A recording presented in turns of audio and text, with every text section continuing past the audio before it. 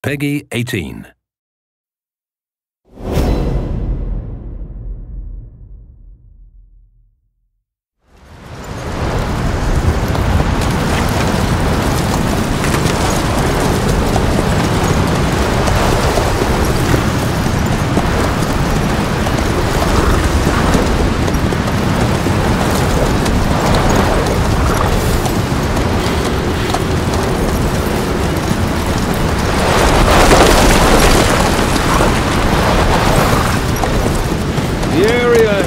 Under total Soviet control.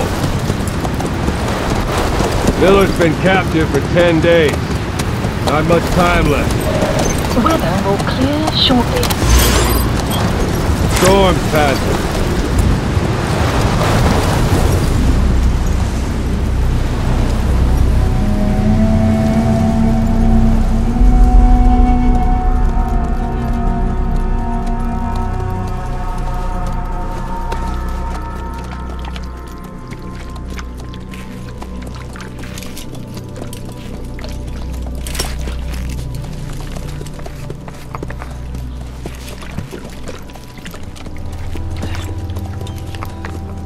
Getting used to it?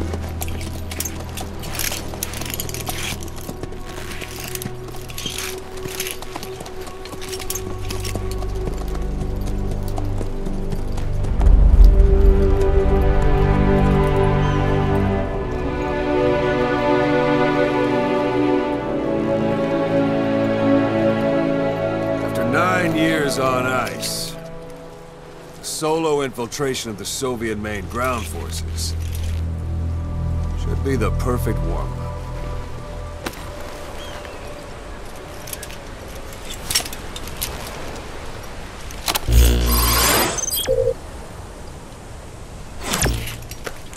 Normally there would be a tutorial here, but we'll go ahead and skip that for today. He can't have much left in him. I give him 3 days, tops. If we fail, and he dies, we lose our chance of revenge. But we need more intel. If you just go charging into Doandehar, you'll be putting both your lives at risk. See what you can find out first. The Soviets have other outposts, not just the one you saw. Afghanistan is a big place. I expect you'll become quite familiar with those binoculars as you plan your next move. How and where you make it, well, that's up to you. From here on out, you're on your own. You're a legend in the eyes of those who live on the battlefield. That's why you have to handle this mission yourself. Put those 9 years behind you, and return as Big Boss. That's how Koss would want it. I'll be sending additional intel by radio. Stay sharp. Not one of Miller's bodyguards survived.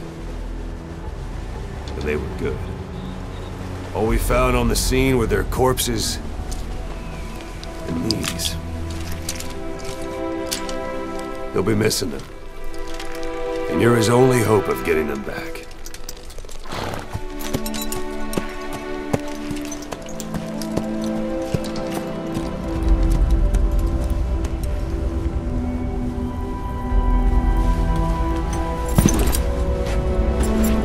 Now go! Let the legend come back to life.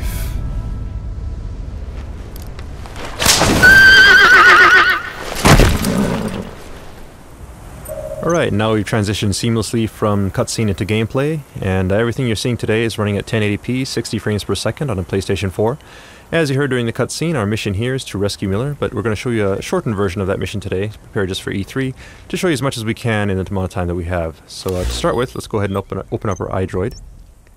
And we see here our target area. But before we charge in, we should probably scout out the area, so we'll go ahead and mark a vantage point on our map here. Marker placed. That we can use to scout things out.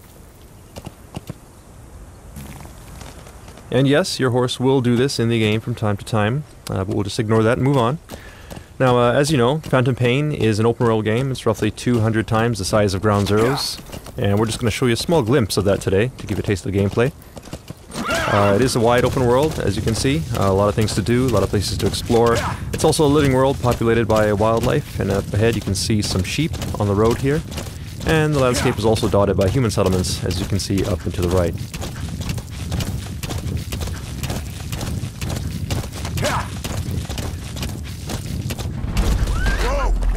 Alright, now you notice the background music has changed. It's gotten a little tense. That indicates danger nearby, so let's go ahead and take a look with our binoculars. And here we have a couple enemies, so we'll go ahead and mark them. Then we'll make our approach. That said, if we're up on a horse like this, it's easy to be spotted, so we'll use one of Snake's new abilities. You can actually hang off the side of the horse and lower your profile. And get close enough for the shot.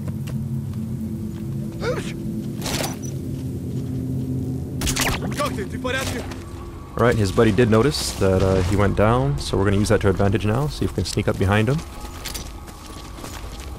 And hold this guy up.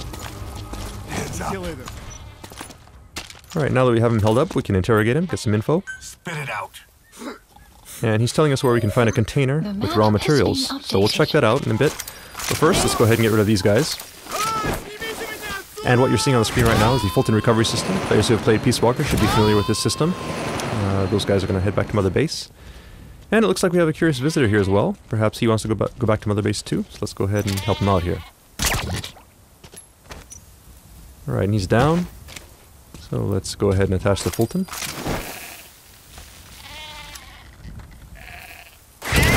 And off he goes. Alright, then we'll check our map, and we see the container here that the guy was talking about. So we'll check that out. It's not too far out of our way. Note that the guys we Fulton back there will head back to Mother Base and become a part of your army, and you can assign them to various groups within Mother Base to do tasks for you. And as for the sheep, I'm sure we can figure something out. Alright, so here we have the container, and we see the guy here. There's a guy guarding it, so we'll approach carefully here.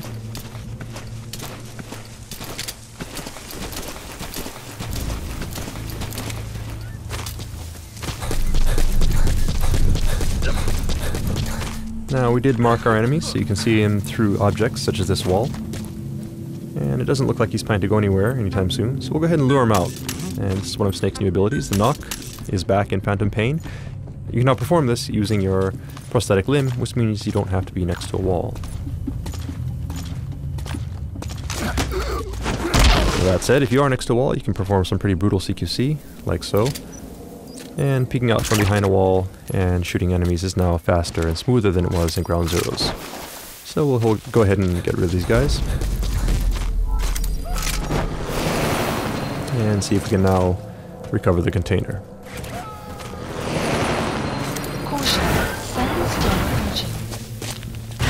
Alright, we gotta be sure to get off the container quickly there. If we were on the container when it went up, we actually would have been Fultoned along with it and gone back to Mother Base, which is a technique you may want to use from time to time, but of course that does abort the mission, so we don't want to do that for today's demonstration. Alright, so we'll move on. And you may have noticed also there was a weather report that came in over our iDroid, saying that there's a sandstorm nearby, and if you look up at the sky you can see that it has gotten a little gray now, and we see some sand kicking up here. Sandstorm is just one example of the dynamic weather that we have in Phantom Pain. The weather will evolve throughout the day. And during a sandstorm, of course, visibility is low, which means that enemies will have a hard time seeing you, but in turn, you also have a hard time seeing where you're going, so you have to be careful as you navigate through the landscape. Alright, there may be guys like this in hiding, and we've gone ahead and taken him out. Now you could Fulton this guy if you wanted to, but we won't do that today because of the sandstorm. The Fulton is influenced by weather, and during high wind conditions it can actually be blown off course, and if that happens, the guy you're Fultoning could end up dying, so we don't want to do that. As I mentioned, visibility is low, but since we marked our target, we can see where we're heading, so we'll just head towards the marker on screen. The weather will clear shortly. Now our iDroid is telling us that the weather is clearing, and the 4 guys who Fultoned earlier have made it back to base. But before we move on, you notice there's something shining beneath this tree. So let's go ahead and check it out. Okay, so raw diamonds. These raw diamonds are an example of raw materials that you can gather around the map. These are scattered throughout the landscape. And when you pick them up, they get sent back to Mother Base and add to your GMP. GMP being the currency in Phantom Pain, which you can use to upgrade your base and also develop new items and equipment. Alright, so now we're at a vantage point that we set earlier, and off in the distance you can see our target in yellow there. So in there we should be able to get info regarding Miller's whereabouts. So let's go ahead and take a look using our binoculars. We see the target here, and there are some enemies, so we'll go ahead and mark them.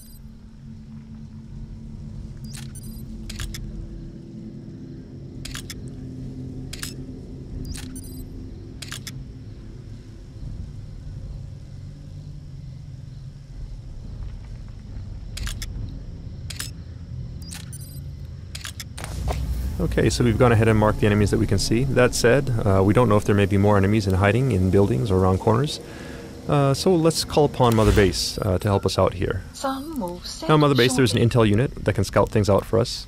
And what you see in the background here is actually Mother Base, so all the guys we fultoned earlier get sent back here. And if we take a look at our staff list, you see that we have 4 new members added to the bottom here. So we'll go ahead and assign one of these guys to our intel unit. Note also that the UI is 3-dimensional, so you can move it around like so by moving the controller. Staff assignment Alright, complete. so he's in the intel unit now, and he'll scout out some info for us. Enemy presence detected. And there's his report. So let's go ahead and take a look at our map. Now you'll notice these red areas here, these indicate anticipated enemy locations. So we'll go ahead and mark those. Marker placed. Marker placed. And take a look with our binoculars. And sure enough, you see enemies entering these areas, so we'll go ahead and mark them as well.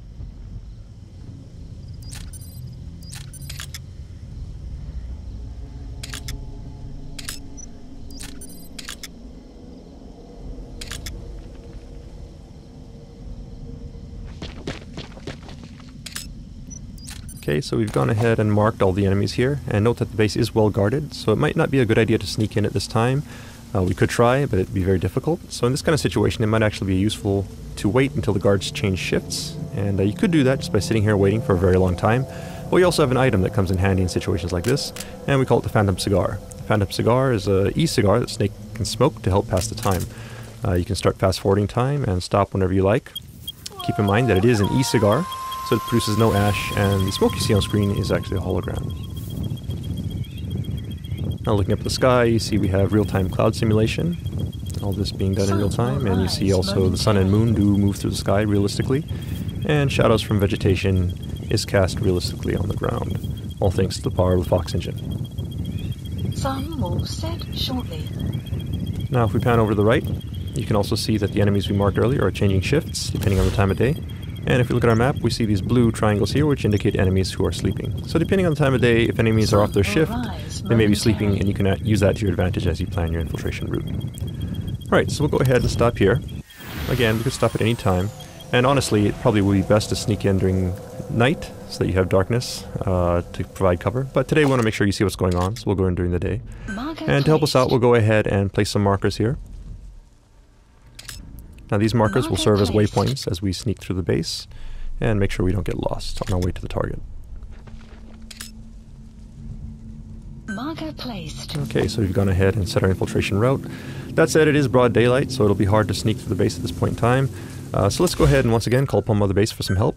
In Mother Base you have an R&D unit, and these guys can help you out by developing new types of items and equipment. So for today, let's go ahead and have them develop the ultimate in stealth technology, which, as every Metal Gear fan knows, is the cardboard box. So we'll go ahead and place that order, and have it dropped to our location.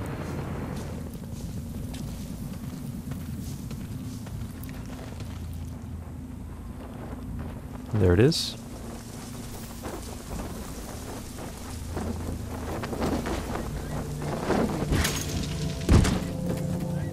So we'll go ahead and open up this box.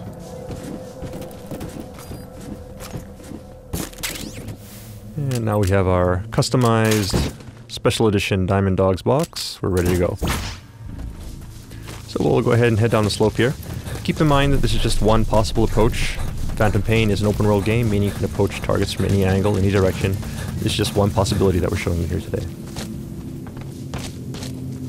Right, and as we make our way out here to the open, let's go ahead and try out our new cardboard box.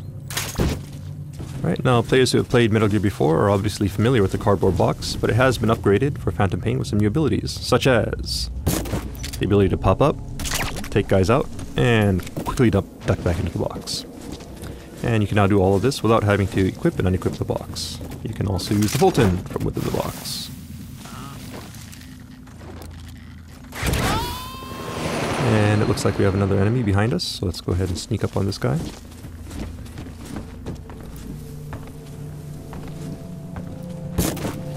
And hold him up. And send him on his way.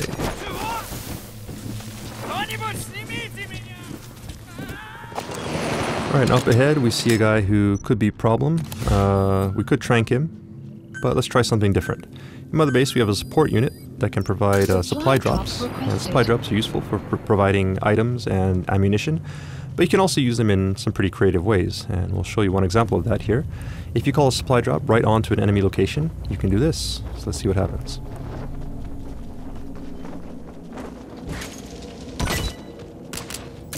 Okay, so we knocked the guy out and got some ammo. 2 birds with 1 stone. Just go ahead and collect that. You have arrived at your destination.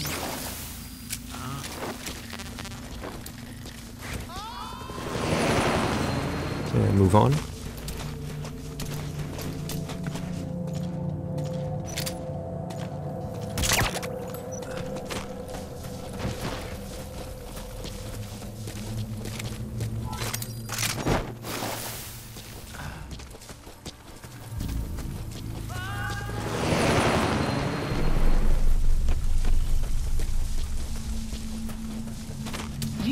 Okay, we hit our next marker, and that's it. Up ahead it looks like the way is pretty well guarded, so let's go ahead and take a detour through this building, sneak around that guy.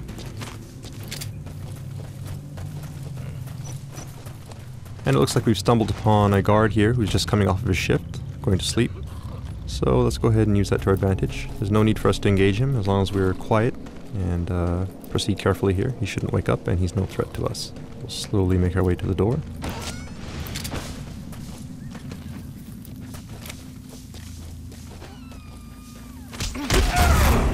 Some CQC to take this guy out.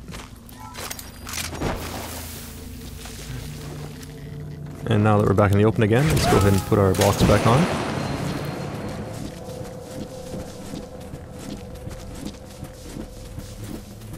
Alright, it looks like someone may have noticed our box moving, which is not a good thing. Obviously that's a bit suspicious, so he'll probably check it out. But we do have something in TPP that can help you in this situation. You can actually jump out the side of the box, like so. And this is actually a very useful technique, because as long as the enemy does not see you jumping out of the box, he will come to investigate, and you can actually use the box as a decoy as you sneak around the side of the building here. Now, previously we showed you how you can use the Fulton system to Fulton people as well as containers. You can also use the Fulton to Fulton vehicles. So let's go ahead and recover this vehicle here from Mother Base.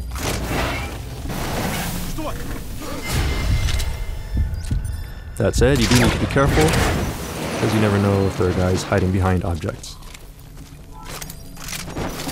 So, just get rid of this guy, and make sure the coast is clear.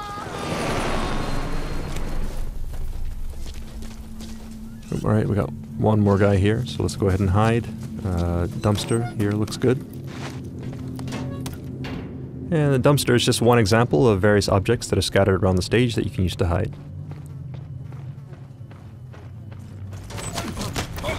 And also, as you can see, once enemies are close, you can also use a specialized form of CQC to quickly take them out and stash them away.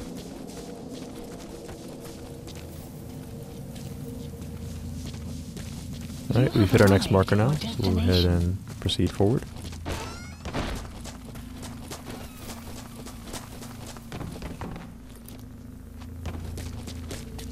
And that yellow marker there, on the second floor of the building, is our target. We'll make our way there carefully. Be careful not to be spotted.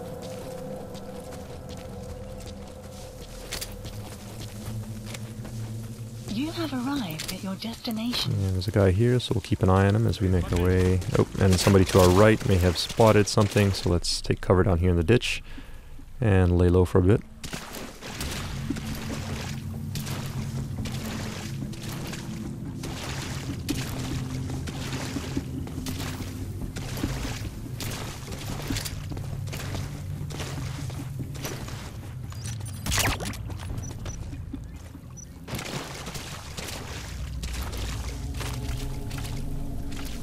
Alright, and the coast looks clear, so move on. You have arrived at your destination. elimination. And we'll take the high road here so we can have a better view of the landscape as we proceed. Enemy here, so we'll go ahead and mark them.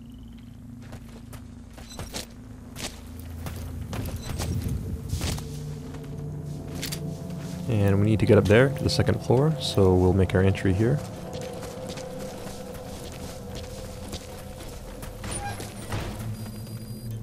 And it looks like the soldiers, as well as the diamonds we picked up earlier, have made their way back to Mother Base, adding to our GMP. And the vehicle as well.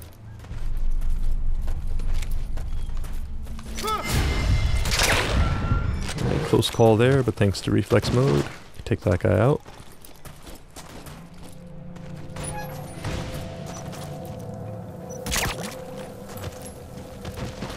Alright, now we need to get to the second floor, and the coast does look clear, so we'll go ahead and Fulton this guy, then head on up.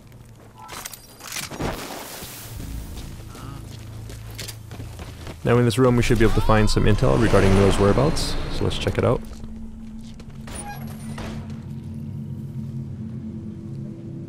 But it looks like there's also a POW here, so let's go ahead and see who this is.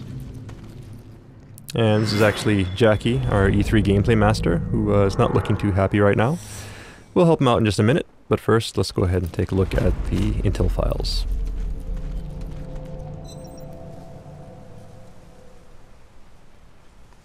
So we'll go ahead and pull out our iDroid,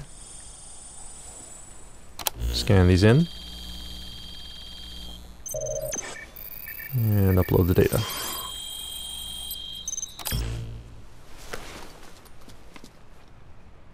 So you picked up an intel file. Updated. Now we know where Miller is. I'm marking it on your iDroid. Okay, now we have Miller's location. All we gotta do now is help Jackie escape. And that's not working. If you look at the Fulton icon, you can actually see that it's at 0% right now, which means obviously we can't Fulton him indoors. So let's get him outside. And now it should work.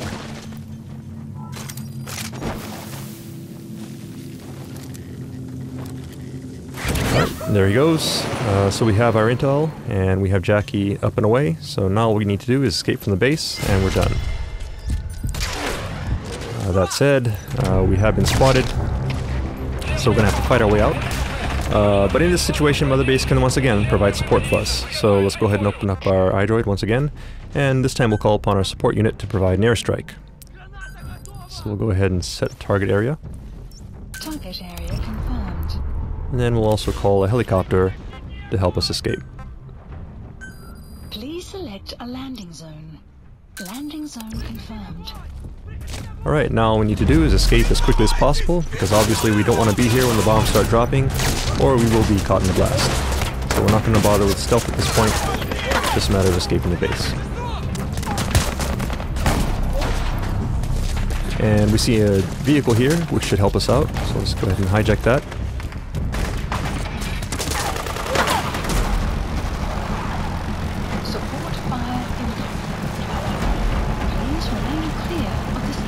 Alright, support fire incoming, see if we can take a look at it here. Nice.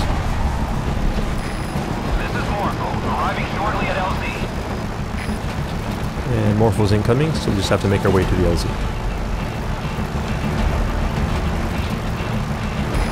This is Morpho, have arrived at LZ.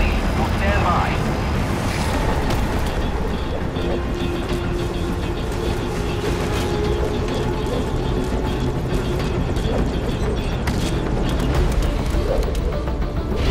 Right, so we made it safely onto Morpho. That said, you're never truly safe in the Phantom Pain until you've escaped from enemy territory, and that does include enemy airspace, so we'll keep our eyes open here as we make our escape.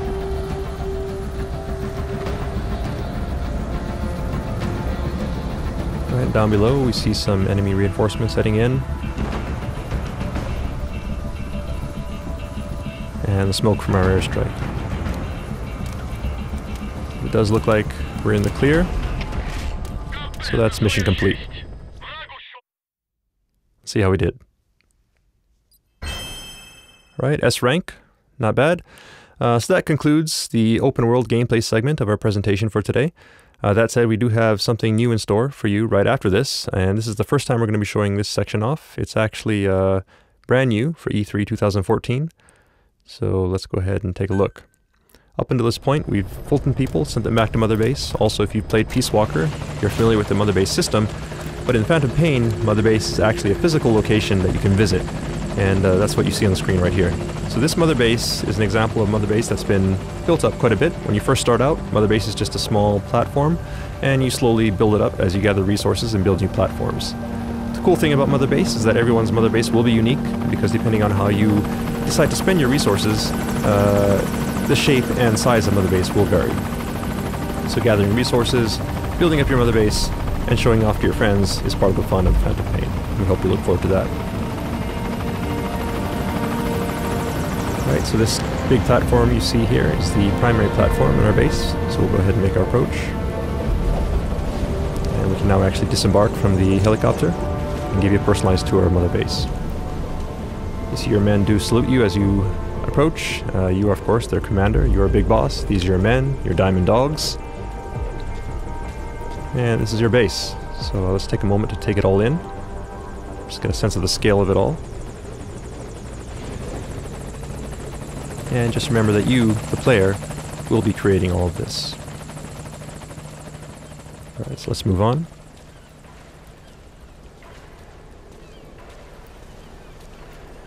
Alright, we see our friends, the sheep, as well as Jackie, have made it back to base safely.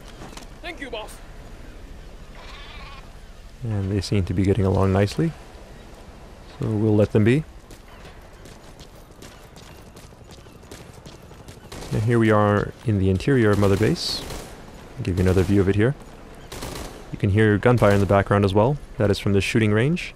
While you're out in your missions, your men may be engaged in missions of their own, or they may be back here at Mother Base engaged in training, such as the shooting range. You can also train with them if you like. You can actually spar with them, practice some CQC, which will help raise your ability as well as theirs.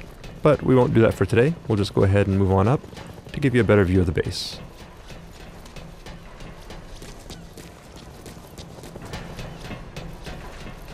Alright, and up ahead you see an anti-aircraft gun. This is an example of artillery that you can actually Fulton from the field.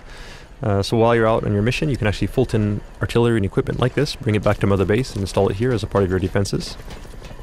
Likewise, you see here the container that we Fultoned earlier has made it back to Mother Base safely. And the vehicle as well. So all of these things that you Fulton, whether it be personnel, vehicles, or resources, get sent back to Mother Base, and resources will add to your GMP, which you can use to upgrade Mother Base and expand it by building new platforms. So there's a platform currently under construction, so this will be available in the near future.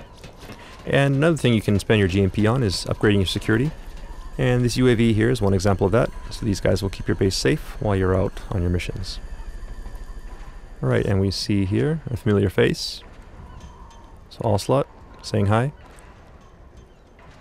So unique characters such as Ocelot will also be scattered around Mother Base, and you can actually interact with them as well. Now it's started to rain. Once again, this is an example of the dynamic weather in Phantom Pain, and the weather will change not only during your missions, but also while you're back at Mother Base. All fire teams, this is CP. We're under attack. All units to combat position. Alright, now something's going on. Let's see if we can take a look. There seems to be some sort of alarm, and people are running off to combat positions. So let's do the same. This is Morpho, arriving shortly at LZ. Morpho's incoming, so let's go ahead and rendezvous with them. Notice also that Jackie is taking a bunch of shortcuts here. That is because it's his Mother Base. Every player will have their own unique Mother Base and know how to get from point A to point B as quickly as possible. Alright, so we're back on the main platform now. We'll rendezvous with Morpho.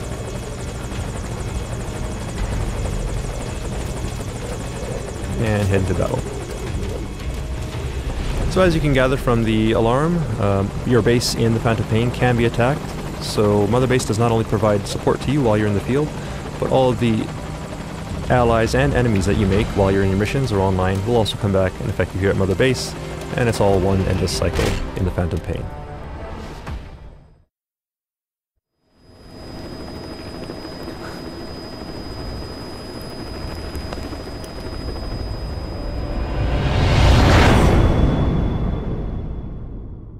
And that concludes our E3 presentation. Thank you for watching. Hope you enjoyed it.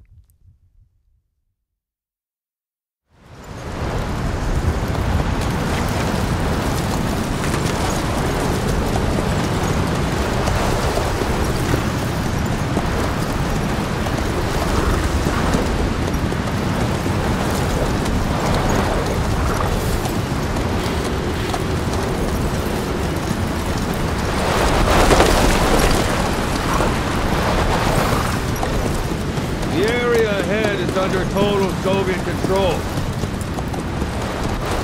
Miller's been captive for 10 days. Not much time left. Weather will clear shortly.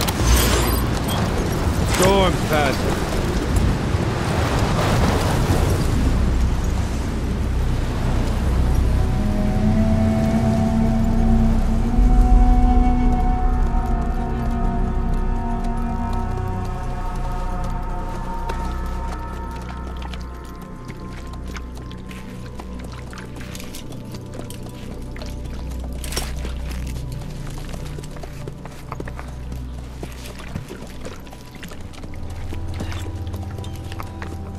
Getting used to it?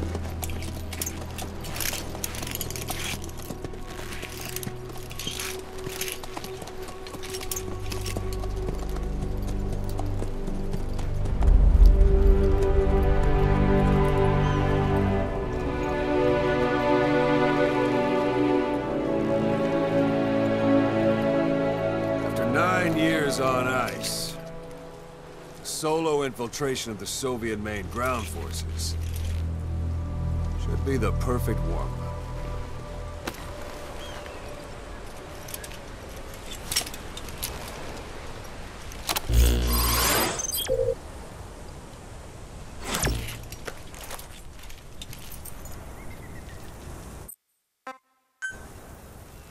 You can't have much left in him.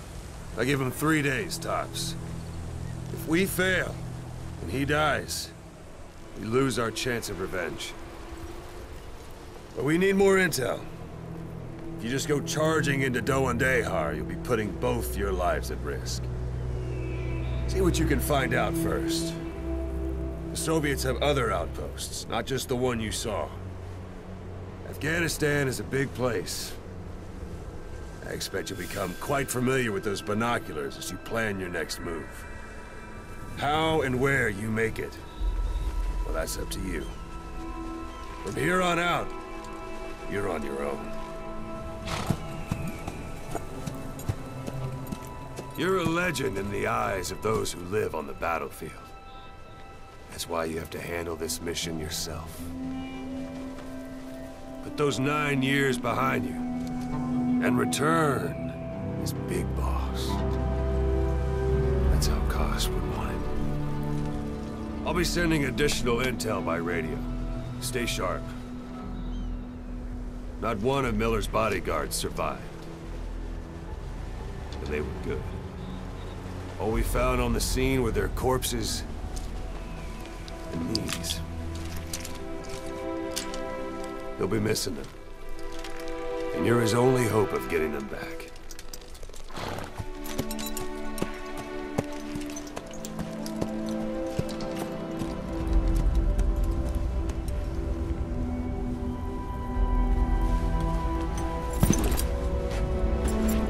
Now go! Let the legend come back to life.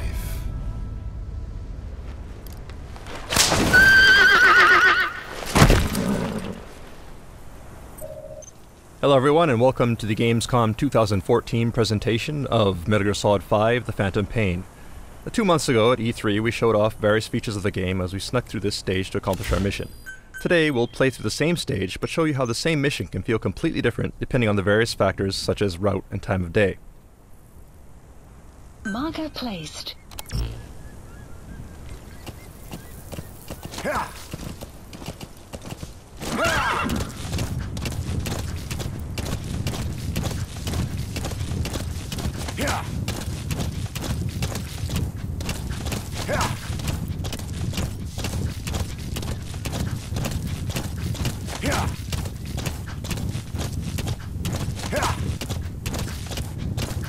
Back at E3, you remember there were guards at this post, but you'll notice that they're not here anymore. So already we're seeing some variation in the mission. But that said, it looks like there are 2 soldiers heading this way in a vehicle, so let's go ahead and leave a little surprise for them. Go on.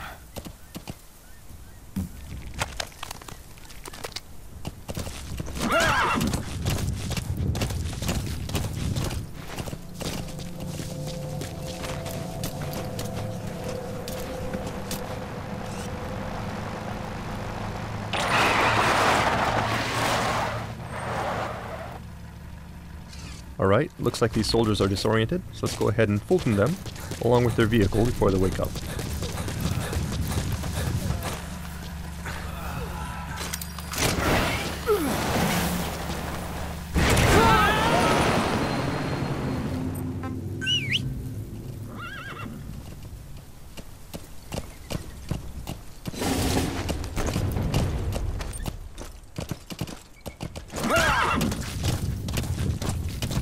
As you may recall, back at E3 we ran into a sandstorm which caused some problems, so to avoid that we'll minimize sidetracking and head straight towards our marker.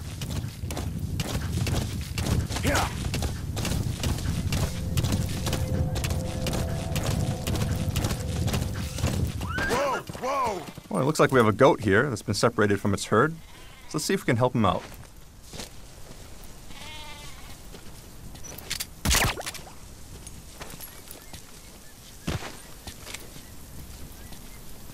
And there he goes.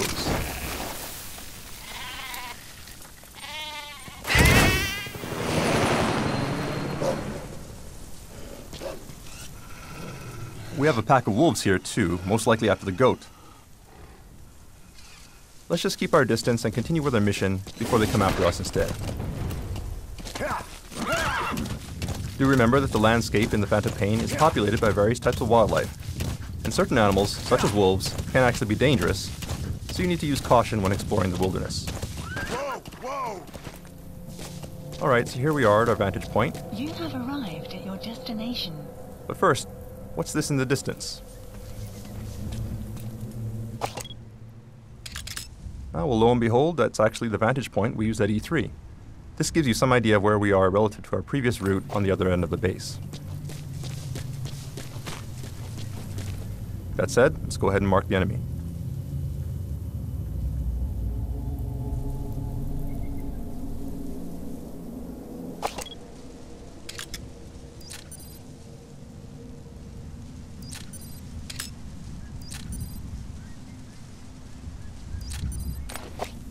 And it does look like the security is a bit tighter than it was before.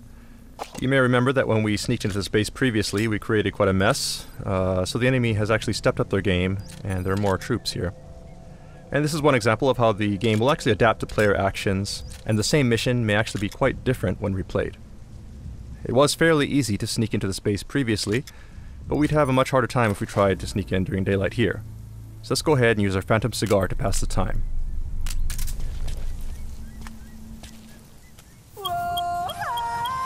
Some will set shortly.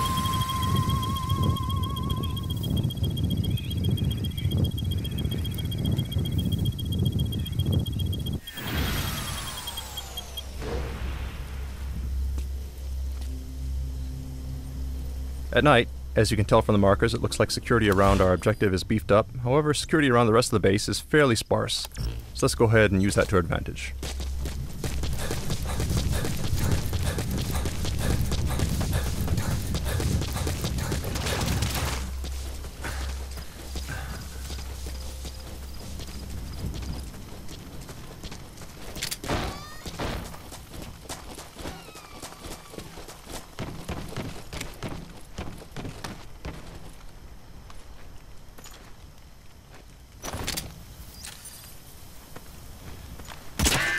Oops, and it looks like enemies are wearing helmets now.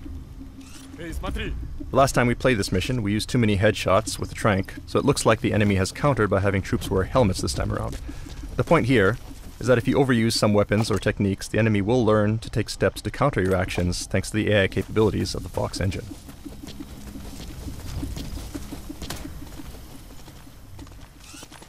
Direct approach here will be difficult, so let's go ahead and find a way around.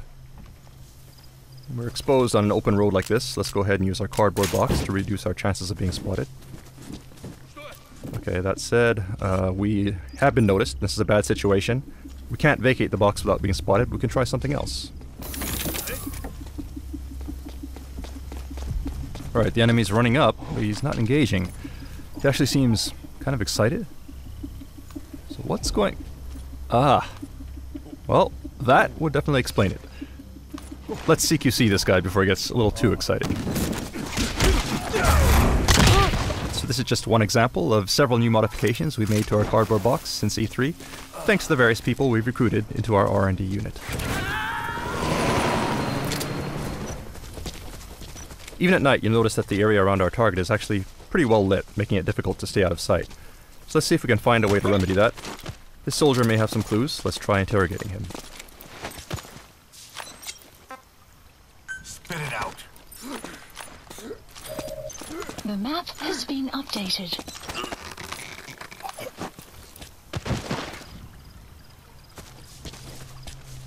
Okay, now we have the location of the power grid, so if we destroy it, we should be able to shut the lights off.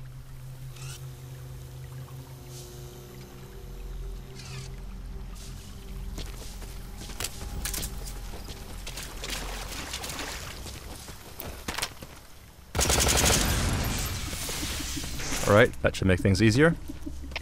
But the enemy is coming to investigate, so let's go ahead and hide in this trash dumpster. СКП, понял. Немедленно проверить. Издать оперативную сводку. Конец связи.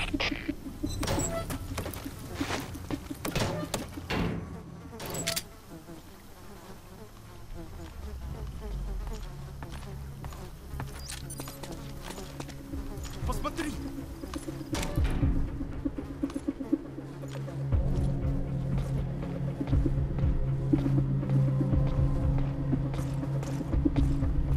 Что это?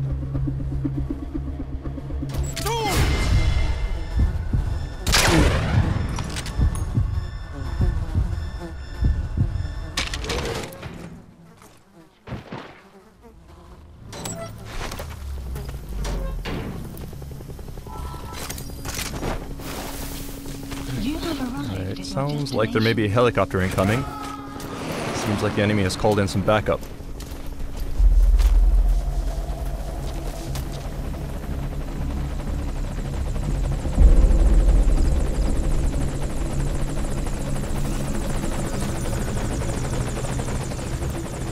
So the base is darker now, but we need to be careful to avoid the helicopter's spotlight as we head to the target.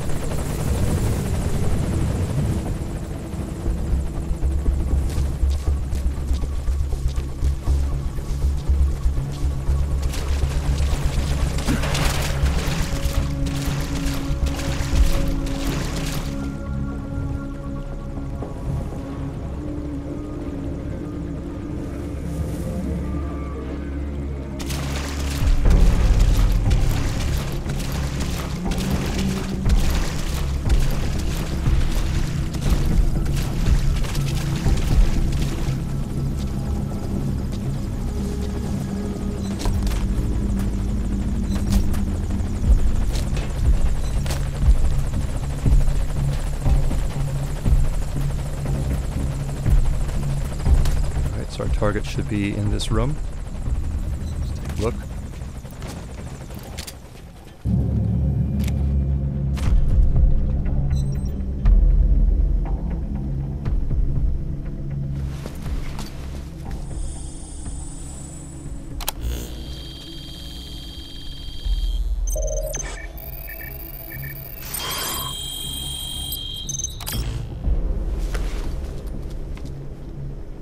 So you picked up an intel file. Now we know where Miller is. I'm marking it on your iDroid. Alright, so these are the docs we needed. Objective complete. Now all we need to do is escape.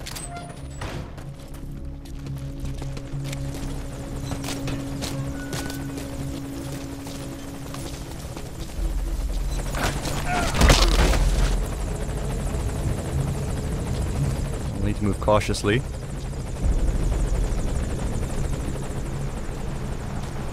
We got some reinforcements driving in.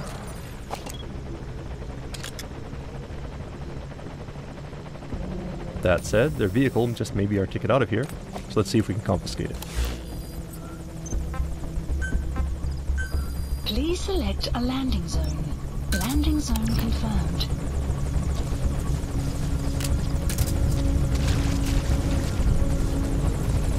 Alright, looks like the helicopter has moved into a holding pattern here, which is bad for us. Obviously we can't drive out of here now without being spotted by the helicopter, so let's try something else.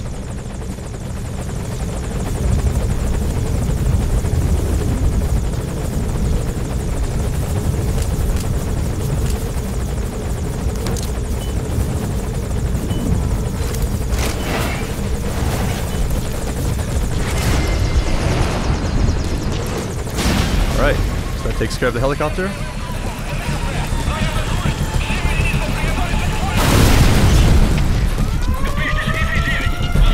Let's go ahead and call our horse and hightail it out of here.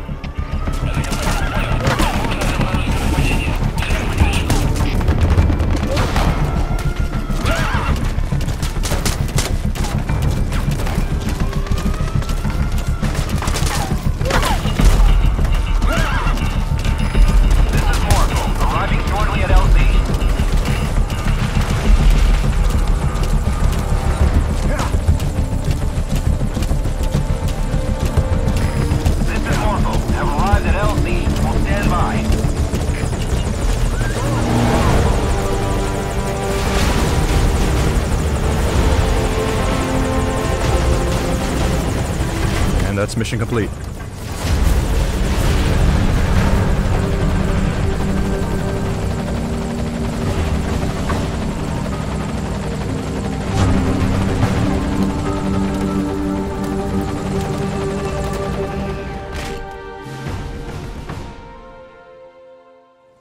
Alright, back at E3 we introduced Mother Base as their central base of operations.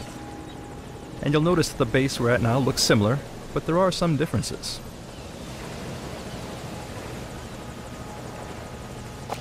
For one thing, you'll notice that this is not the Diamond Dogs logo. We're actually at another player's forward operating base at the moment.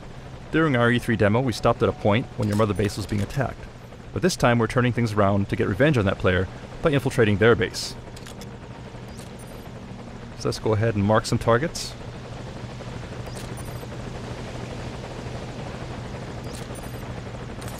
And move on in.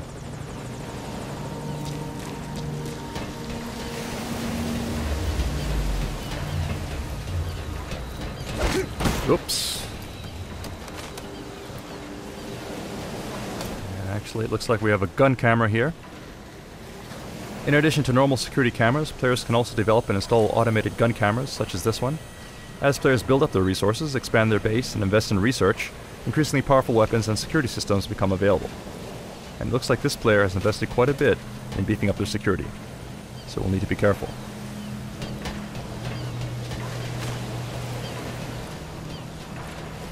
These devices here look suspicious as well, most likely infrared laser sensors.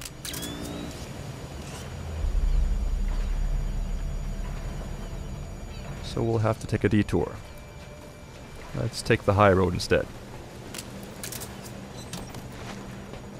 Alright, it sounds like an enemy, so we'll stay low here. Stay out of sight.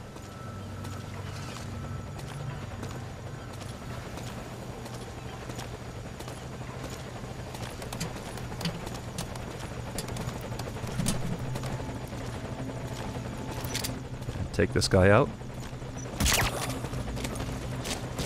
Okay, it looks like this player has gathered various resources here, but before we do anything else, let's go ahead and neutralize these guards. Quick! Don't shoot! Get down. In addition to resources, it looks like this guy has also got some pretty nice equipment, which will come in handy for our own defenses. So let's go ahead and grab these first.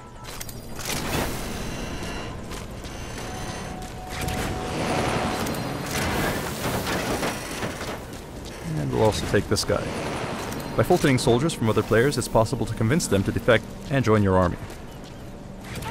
Alright, so we'll go ahead and reclaim this stolen property, along with a bit of interest while we're at it.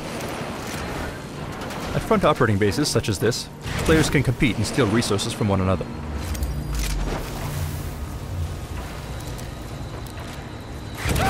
In order to protect your resources, you'll need to gather staff, assign security patrols, develop security systems, and invest in developing new platforms.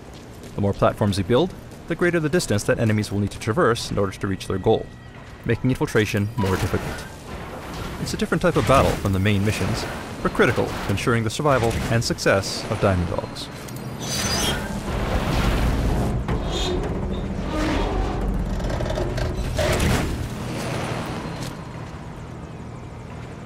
Right, so we see our target off on another platform. So let's climb on down and make our way there.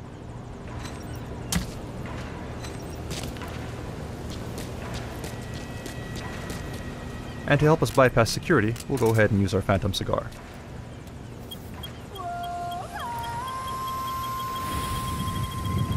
Some will set shortly.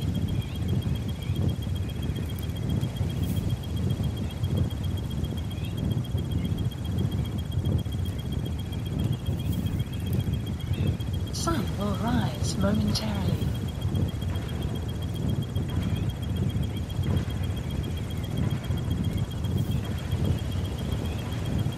Sun will set shortly.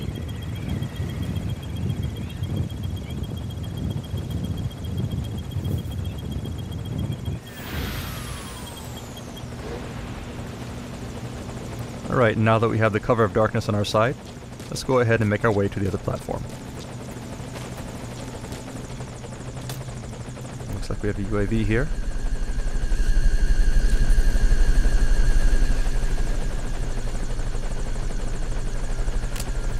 Let's quietly take it out.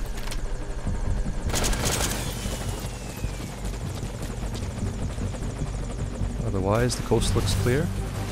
So let's make a run for it. Whoops, it looks like we got hit by something. And it's actually the other player. Looks like they've noticed our infiltration into their base and has come to stop us. So that means, unfortunately, our stealth mission was a failure. But we do hope that you enjoyed this glimpse at some of the exciting replayability features and multiplayer options coming to Metal Gear Solid 5: Phantom Pain. Thank you for watching.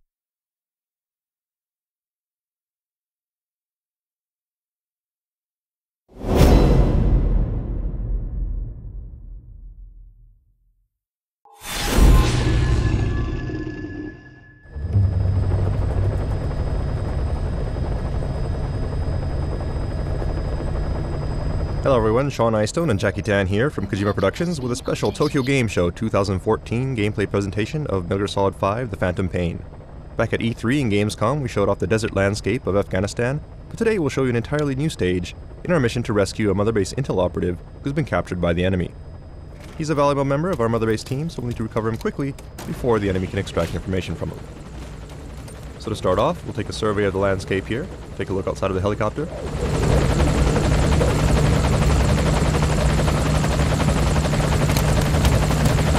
And note that you can choose to look out either the left or right side of the aircraft, so you can get a better view of the overall area. And this can be done at any time by the player.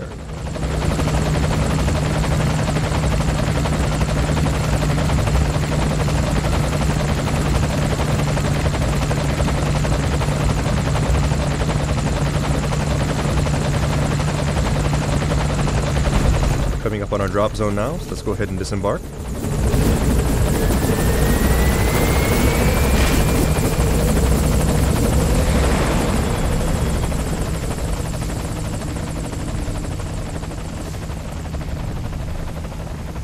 And the first thing we'll need to do is get to our target area, so let's go ahead and start off by calling in some transportation.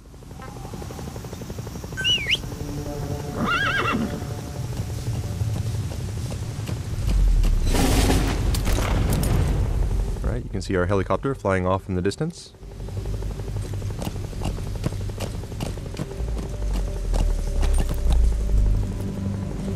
You'll also notice the lush green landscape, very different from what we've shown previously.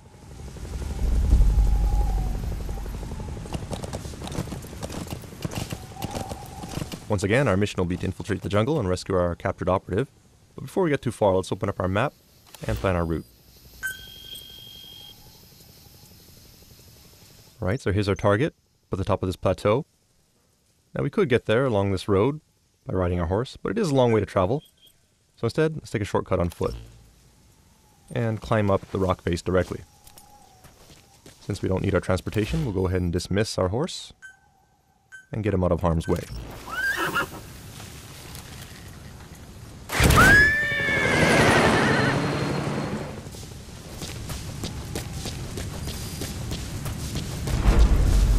Right, we'll make our way to the cliffs here, and you do note that we are using a different uniform from what we've showed off previously. This particular outfit should be familiar to anyone who's played Metal Gear Solid 3. It's called the Naked Camouflage, with Snake going shirtless. Cool looking, yes, but not exactly the best option, so let's call Mother Base for some help.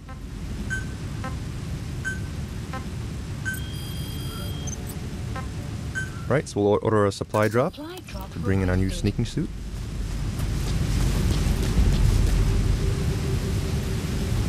And according to our map, we'll need to scale this cliff face here. You do notice that there are cracks in the cliff, which should give us a good grip. Let's go ahead and utilize that to do some cliff climbing.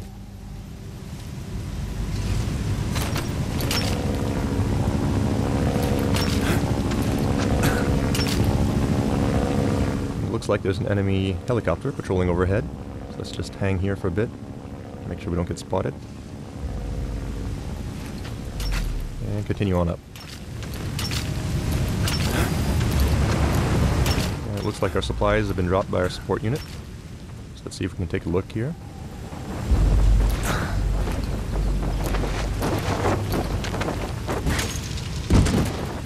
There it is. Let's go up and grab it.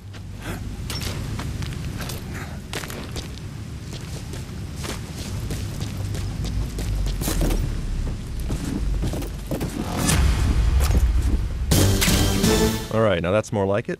In addition to providing some camouflage, this also provides a certain amount of defense, and looks pretty cool as well. So now that we have our sneaking suit, let's go ahead and move on.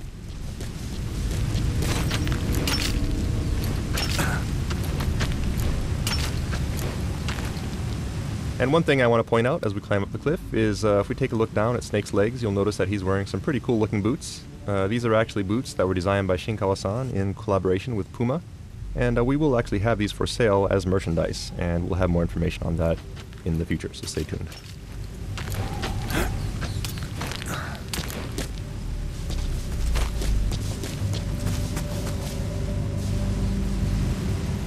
As you can see, we made it to the top and gained quite a bit of elevation, saved a good amount of time thanks to our shortcut. So let's continue onward. As mentioned previously, we'll need to infiltrate jungle terrain, which means visibility will be low, making it hard for enemies to spot us, but also making it difficult for us to spot threats.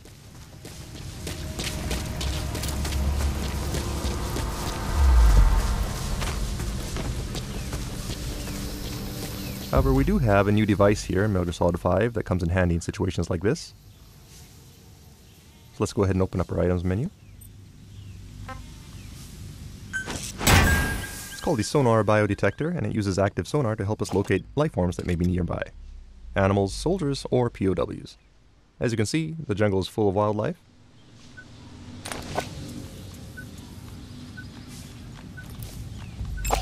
But we do also have enemies on patrol here. Note the analyzer on the right side of the screen helps us to check out skills of the enemy before we go through the trouble of filtering them. These two actually have pretty high stats, so it's to our advantage to capture and recruit them.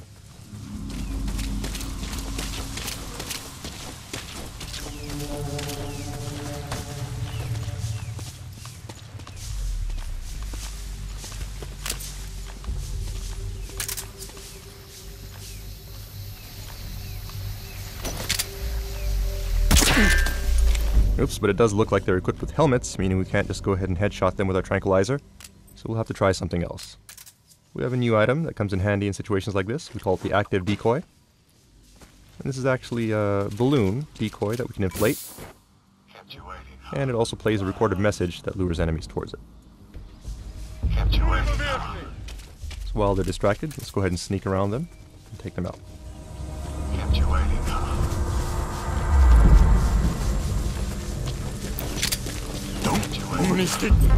Get down. Damn it! Kept you waiting. Alright, so let's go ahead and Fulton these two.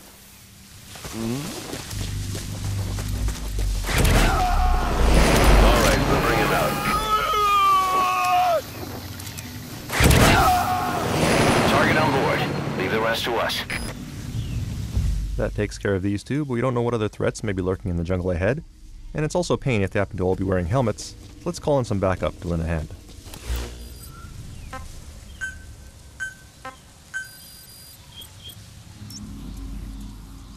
Dispatch requested.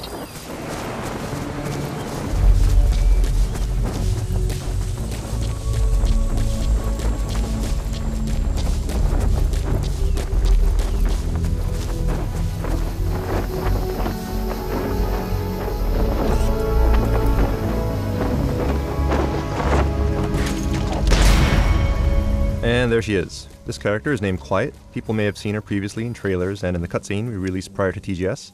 However, as you can see, she's also able to join Snake on his missions, and is an example of the new buddy system that's been implemented into Phantom Pain.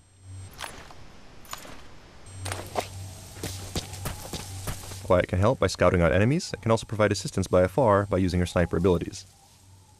So to start off, let's go ahead and assign her to a snipe point, so she can provide cover for us as we infiltrate the jungle.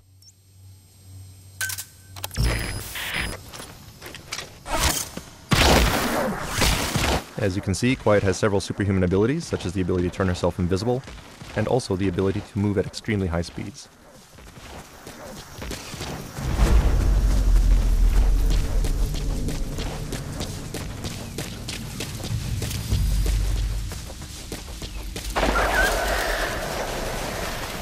Alright, there's a gunshot. Shouldn't be Quiet since we didn't order to attack anyone, so we'll need to be careful here.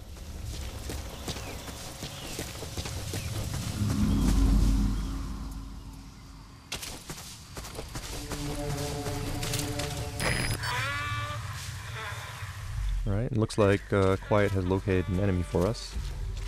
The green marker on the left is our buddy, in this case Quiet, and the orange marker on the right is our enemy. Not bad as far as stats are concerned. Let's see if we can take him alive.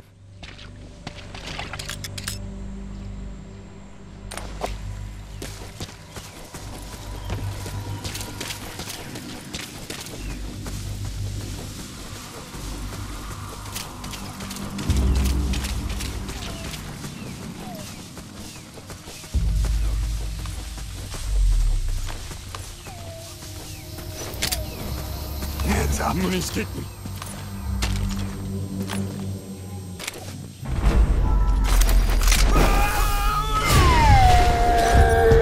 Okay, and it looks like he had a buddy here.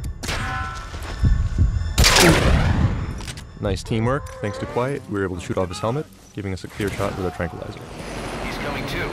Roger that.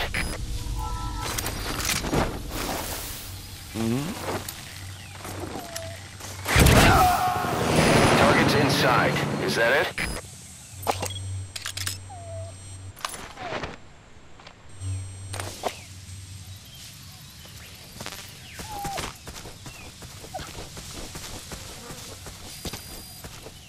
Right, and our intel unit is reporting rain approaching our vicinity. There it is. Once again, this is an example of the real-time weather effects in the Phantom Pain. Weather will change dynamically, and in jungle settings such as this, rainstorms are fairly common.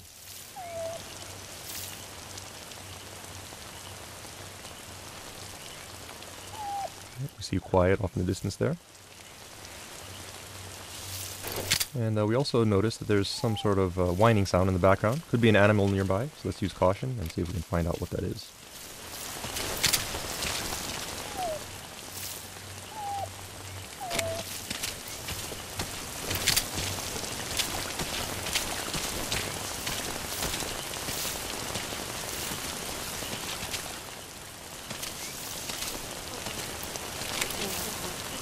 Alright, looks like we have a puppy here. And his mother's been killed. Could very well be the gunshot that we heard earlier. Sad story, but we don't have time to play around with a puppy, so we'll prioritize our mission and move on.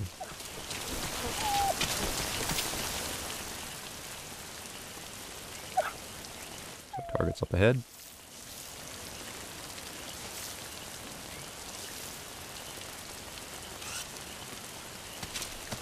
But it does look like the puppy's trying to follow us, which could be a problem since he does make noise. Let's try something to keep him busy. We'll go ahead and try and decoy here.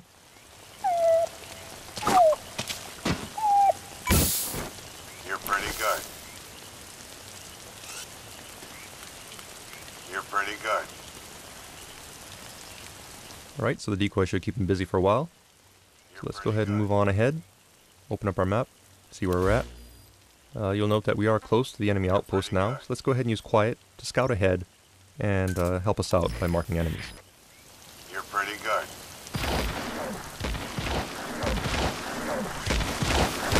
You're pretty good.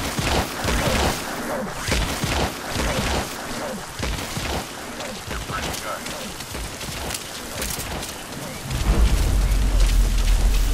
You're pretty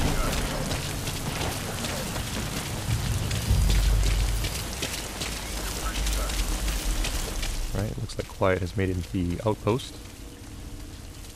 And she's marked some enemies for us. Definitely makes things easier. Let's make our approach here. We also see Quiet up there in the green. Right now we could go ahead and make our approach as is, but the rain and mist does make visibility a little low. So let's go ahead and pass the time using our Phantom Cigar and wait for the weather to clear.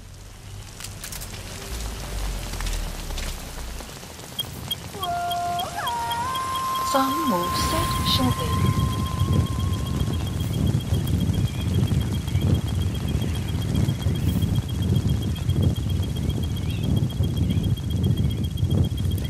Sun will rise momentarily.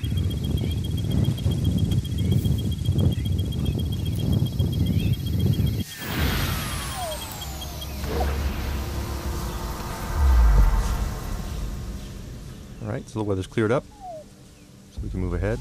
That said, it sounds like our puppy has also caught up with us while we're smoking. Does seem like a tough little guy, friendly as well. So what do you say? Let's go ahead and bring him back to Mother Base. Go ahead and pass Fulton. And there he goes. Alright, so we'll move on ahead now. There's Quiet, providing cover for us. You have arrived at your destination. And it looks like we have some heavily armored enemies here. Very well equipped, which means that our tranquilizer rounds will have absolutely no effect on these guys. We'll have to try something else. That said, he's standing next to a cliff, which means we can try something kind of creative. Alright, so that worked out nicely. That said, it looks like his buddy did notice. Let's make our approach here. And try out one of our new items to take this guy out. It's called the Stun Arm, which is an augmentation to Snake's prosthetic arm that we can use to deliver an electric charge to an enemy through his armor and knock him out.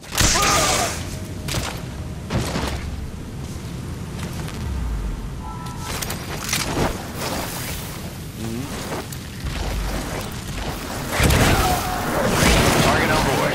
Leave the rest to us. And it looks like Quiet has spotted another enemy for us.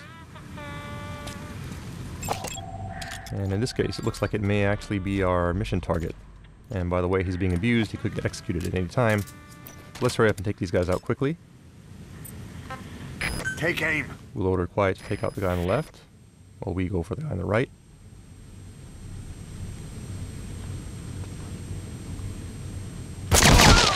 And take them out simultaneously.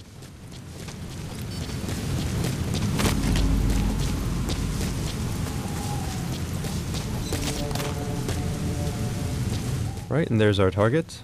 Some people may recognize him. This is actually Jackie, one of our level designers, and the one who happens to be at the controls of this gameplay presentation. Fortunately, he just can't seem to stay out of trouble. But we'll go ahead and rescue him one more time. Let's hook up the Fulton and send him on his way. Oh yeah, that's bad. Looks like he got spotted by an enemy sniper who managed to shoot down his balloon. And Quiet took him out with a nice shot there. Not before his friends noticed, so we're gonna have to fight our way out now. Quiet's doing a good job of providing cover, but we have more enemies coming out from the outpost up ahead. So let's go ahead and see if we can slow them down.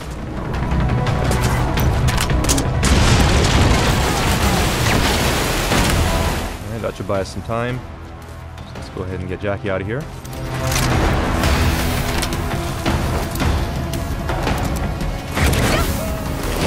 Okay, so our target's safely out. Now all we gotta do is vacate the hot zone.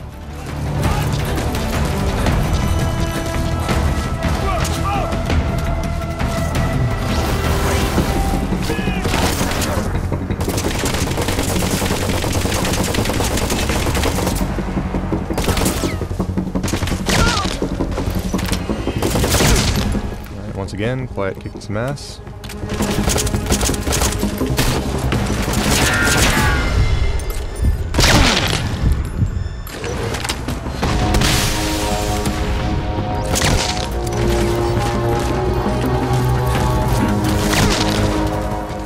Quiet's got us covered. Let's go ahead and make our way across the bridge and see if we can escape.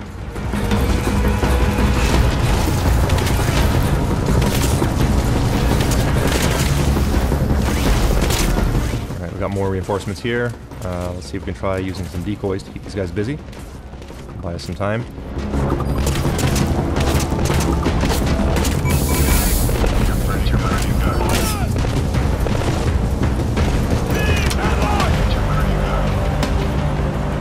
Take these guys out.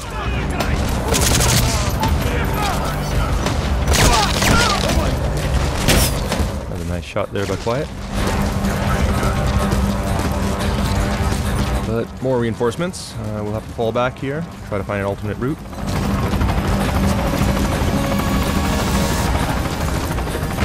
And it looks like we are at a dead end here. Let's just take cover. Got more enemies coming down the slope. That said, do notice there's dry grass here, which means we can use that to our advantage.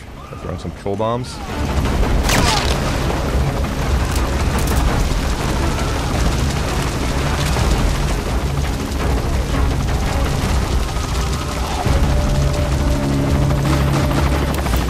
So that bought us some time. Let's go ahead and use this window of opportunity to call in our helicopter.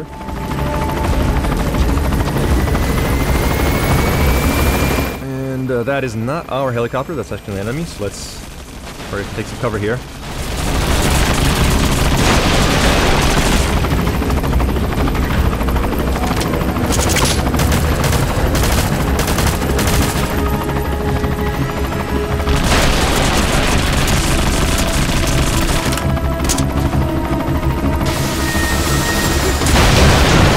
Unfortunately, we missed with our grenade launcher, and small arms fire won't do much good against a helicopter like this. So we'll just have to lay low for a little bit.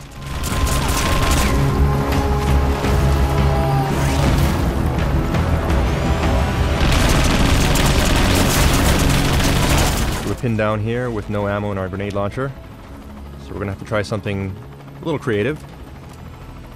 Try to make do with what we have. So we'll select a hand grenade and have Quiet help us out.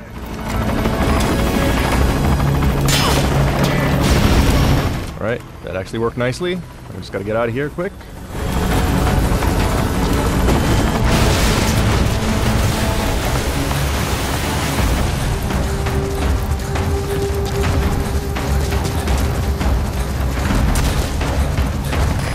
This is Morpho, arriving shortly at LZ. Morpho's incoming, so we'll just make a run for it.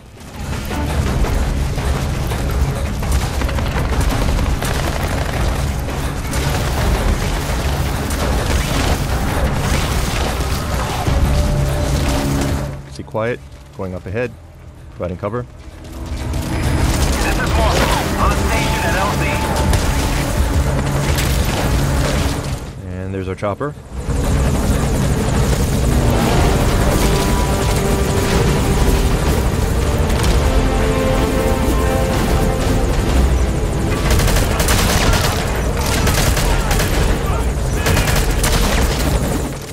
Let's just get on and escape.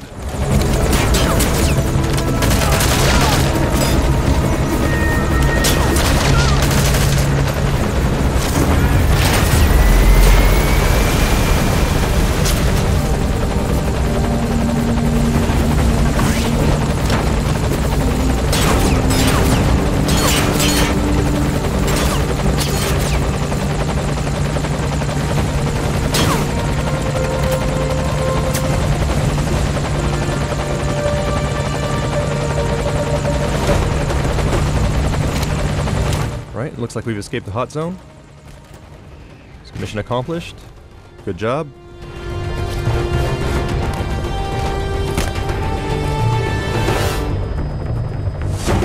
That concludes our Tokyo Game Show 2014 special presentation of Metal Gear Solid 5: The Phantom Pain. Hope you enjoyed it. Look forward to more announcements coming soon, and thank you for watching.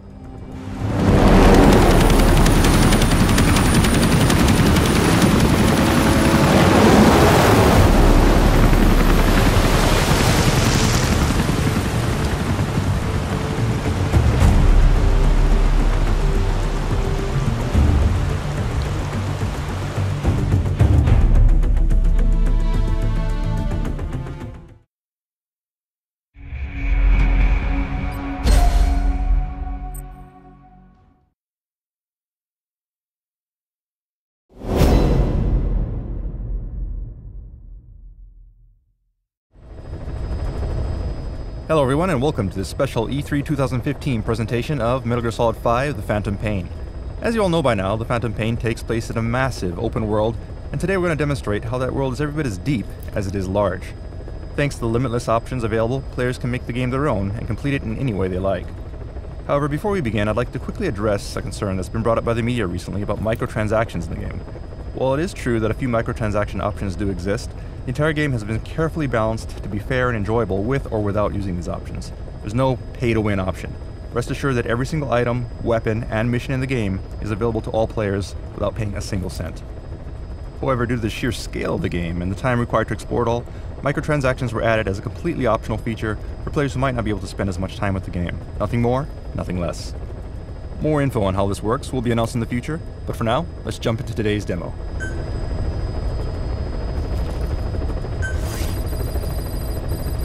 What you see on the screen right now is your Aerial Command Center, or ACC.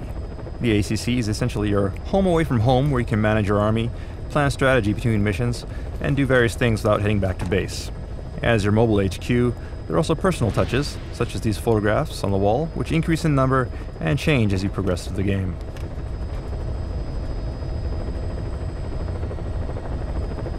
Also, as we pan around, you can see that our currently selected weapon is here on the weapon rack, ready for deployment. And straight ahead we see is our currently selected buddy, in this case the Sniper Quiet, who we introduced at last year's TGS. And note that her demeanor and appearance will change depending on the situation and your relationship with her. We also have here various bits of intel scattered throughout the helicopter.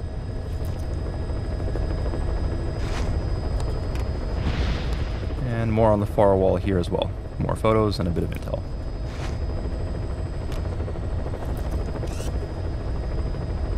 Alright, so next I'd like to give you a look at some of the game's customization options. So let's go ahead and open up our iDroid.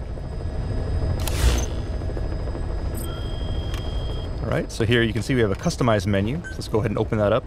And you can see that you have various options. You can customize your weapons, helicopter, vehicles, equipment for your buddies, your emblem, create a custom emblem for your army, and even adjust the color of your base and customize some other base itself. But for today, I'd like to focus on weapons and show you how that works. So, let's go ahead and select weapons.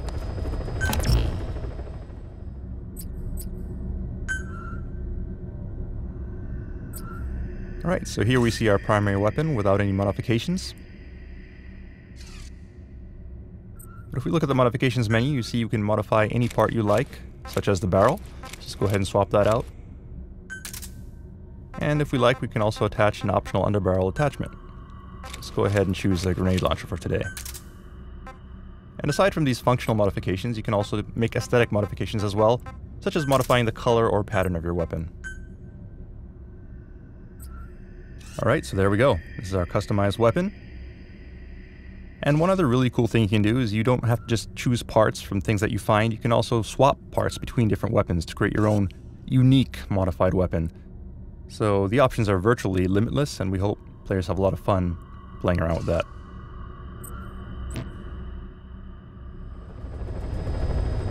Alright, so one other thing you can do while in the ACC is plan for your next mission. One critical part of that is using your Walkman to listen to tapes. So you see in your iDroid menu, we have the cassette tape option. Now of course cassette tapes are useful for listening to intel, such as this, but we also have music as well, and you can find these music tapes in the field. You see on the screen we have a sort of best hits of the 80s collection, this just being a small sample. You can listen to music here, or you can set it to your helicopter music. And what this does is it actually sets it to music that'll play during the entrance or exit from a mission when your helicopter arrives. So you can make sort of a dramatic entrance. Alright, so now without further ado, let's jump into some action. So we'll go ahead and open up our mission list. Please select a mission. And you'll see the familiar mission list selection menu that you've seen from Ground Zeroes. But something that's new is we have what's called free mode. Now free mode is something that allows you to jump into the map without selecting a mission. You can just wander around freely in the map doing whatever you like. So let's go ahead and show you how that works. We'll just go ahead and choose a landing zone. And whether you're embarking on a mission or just heading to the field to explore, your first step will be to select your loadout. So here you can customize various options such as your equipment or selecting your buddy. Right now we have Quiet selected as our buddy. Let's take a look at some of our other options. Alright, so you see here our list. One of those options is D-Horse, which is great for missions where you have to cover a lot of ground. And another option is D-Dog, which is great for tracking and scouting. We've never shown D-Dog in action, so today let's go ahead and choose D-Dog and show you how that works. And next, since we're dropping into a remote area, a vehicle will be handy. As you can see from the list, we have various options available, ranging from off-road vehicles to trucks to APCs and tanks. So you can choose whatever vehicle best matches your playstyle or the mission at hand. Today we'll go ahead and choose this off-road vehicle, and you'll see on the side that we have our custom E3 emblem, which is an example of the emblem customization feature we mentioned earlier. Okay, and if you like, you can also select your character. You don't necessarily have to play as Snake. You can select any member of Mother Base. You can see here some options. But for today, let's stick with Snake.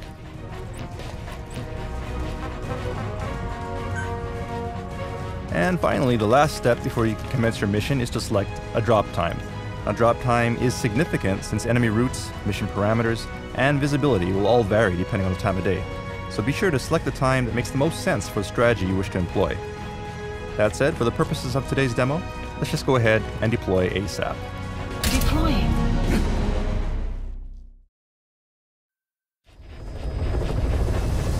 Alright, now we've arrived at our area of operations in northern Kabul in Afghanistan. To give you a taste of some desert infiltration.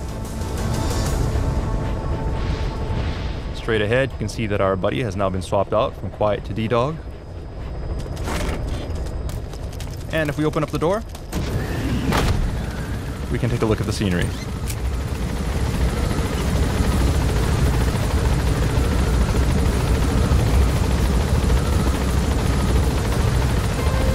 And now you can hear the tape that we set earlier as our helicopter music playing through the speakers.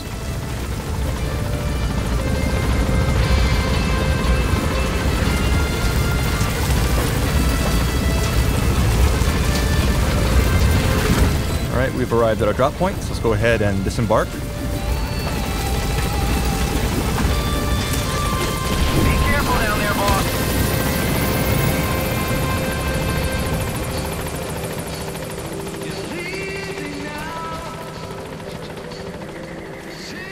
And D-Dog will do that from time to time. We'll let him take care of his business. Looks like he's done, so let's go ahead and get in the car and get on with the mission. Alright, so the first thing that we should do is open up our iDroid so we can accept the mission, since we are in free mode. So if we look at our mission list, Please select a mission. you'll notice that there are 3 options available to us right now. In the Phantom Pain, you'll unlock missions in groups, and you don't have to complete them in any particular order. You can choose whichever mission you like. That said, for today, let's go ahead and choose A Hero's Way. Do note, however, that this version of A Hero's Way that we're going to show you today has been customized slightly for E3 due to the limited time that we have during this presentation. Alright, so after selecting the mission, the next step will be to choose a start point for the mission. You'll notice that there are 3 start points available for this particular mission. And also you notice these circles on the map which indicate side objectives, which we call side ops. Now these side ops can be completed between missions or during missions freely as you wish. And you'll notice that there's actually a side op fairly close to us to extract a Russian interpreter, which would be very useful here in Soviet-occupied Afghanistan. So let's go ahead and place a marker here and give it a try. Marker placed.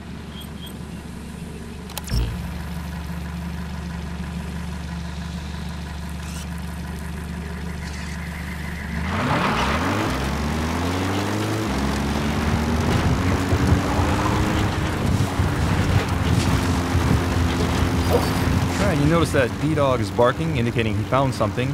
This is what D-Dog does. As you proceed through the map, he'll locate animals and plants, as well as enemies. We can also pull up our iDroid here to help navigate as we drive our vehicle.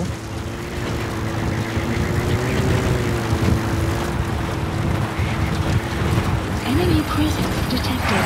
We're not yet arrived at your destination. We found out there's an English-speaking soldier somewhere in the region. He's a language specialist. His role is to translate information related to the West into Russian. If we can get him to join us, we'll have the upper hand in information warfare. Find this language specialist and extract him. Alright, so as Miller explained, our target should be somewhere in these ruins. Let's start by doing some reconnaissance. Analysis complete.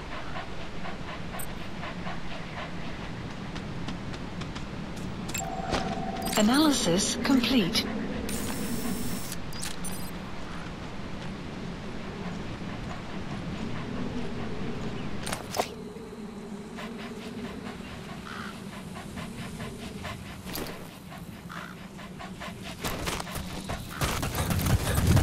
DD.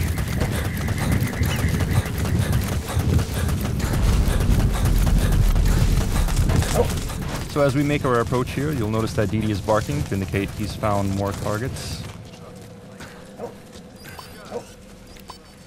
And you'll notice that he's able to locate targets even if they're behind obstacles or within buildings, which is very useful in the field. Stay. Alright, we have 2 enemy soldiers here, which could be tricky to take out on our own, but in this case we can enlist D-Dog to give us a hand. So we'll open up our menu Hold them off. and have him keep one of these guys busy.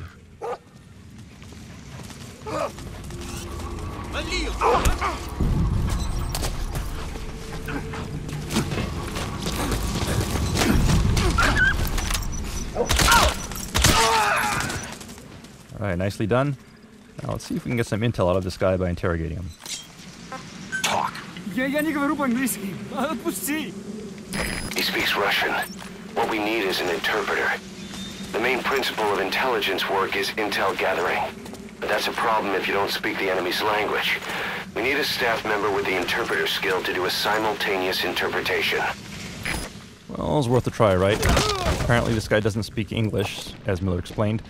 But if we look at him with our intel scope, he actually has some pretty good stats. So let's go ahead and send him back to Mother Base using our Fulton.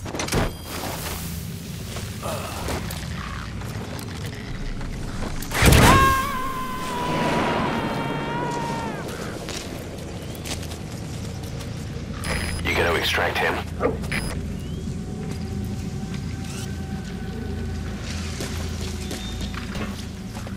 We also have a gun turret here, which we could use if we want. There are various weapons scattered throughout the enemy bases, which we can use to our advantage. But in this case, we want to keep on sneaking, don't want to make noise. So we'll just Fulton it to make sure that the enemy can't use it on us.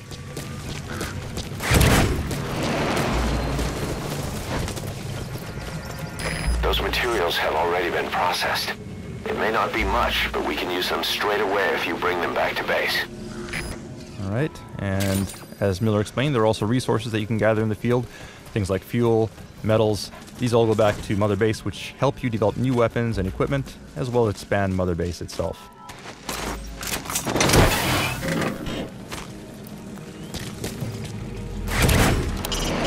The place was originally built by progressive royals as a separate palace away from Kabul. With its Western architecture, it was their declaration of a new dawn. But I'd say their prosperity didn't last. Alright, so we'll use caution as we enter the building here. You'll notice that enemies within the building have been marked thanks to D-Dog's intel. Stay.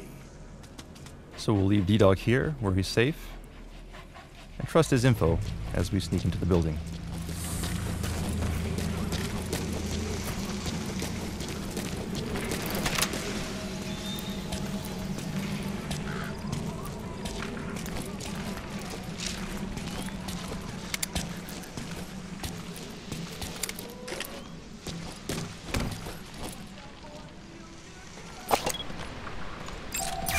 Analysis complete.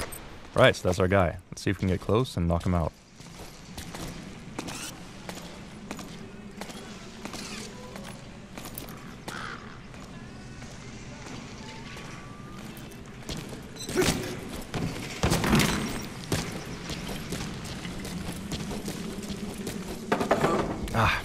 Okay, we made some noise. That's not good. But in this case, we can actually have D-Dog help us out. We issued a bark command, which makes him bark and take him out. Great. If there's nothing in the way overhead, you should be able to Fulton him. Oh, but of course there was something overhead, the ceiling. So let's go ahead and move him to someplace in the clear.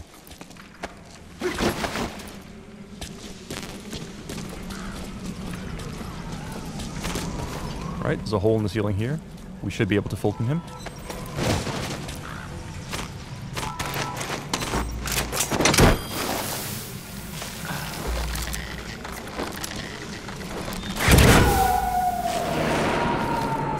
Side op completed. Extraction arrived at Mother Base. Boss, that language Unit specialist you function extracted has added. been very cooperative. Says he's always dreamed of living a free life, like folks in the West. What are the odds, huh? I've gone ahead and placed him in the support unit. His job is Russian interpretation. Now you'll know what Soviet soldiers are saying. You can even interrogate them. Should give you an edge in the mission. Alright, awesome. Now with Ochre Capybara in our support unit, we can now understand Russian. So let's move on here. You notice up ahead we see some markers. A green marker there, which D-Dog pointed out to us, indicates a friendly, probably a hostage situation. So let's see if we can lend a hand.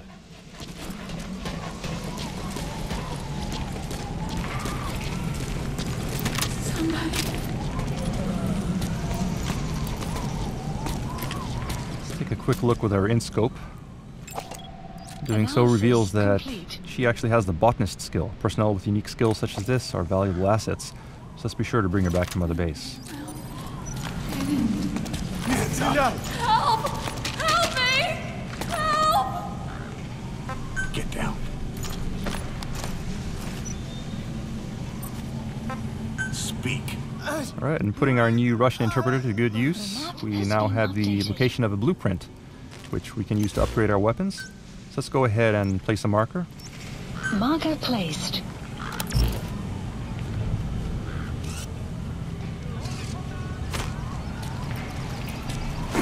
Knock this guy out and rescue the hostage.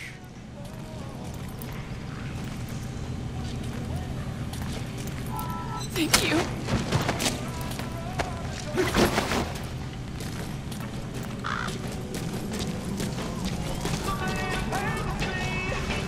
You have arrived at your destination. So there's the blueprint. That material. It could be just what we need to develop new weapons and equipment. And we also have some pretty cool music playing on stereo here via tape. So let's go ahead and grab that as well.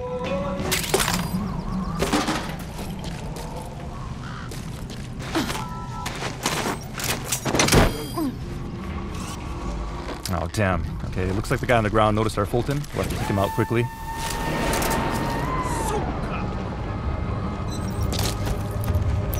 Okay, subject is in.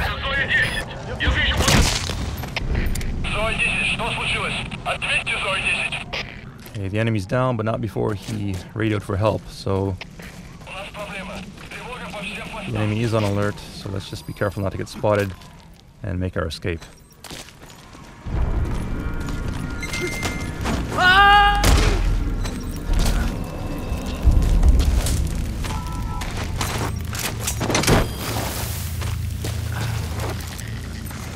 DD.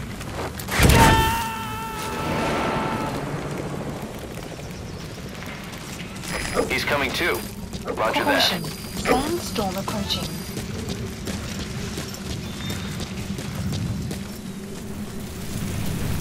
Alright, looks like there's a sandstorm rolling in. This is an example of some of the dynamic weather in the game. Sandstorms can be useful sometimes to provide cover, but it also makes your visibility very low, which isn't exactly what we want for our presentation today.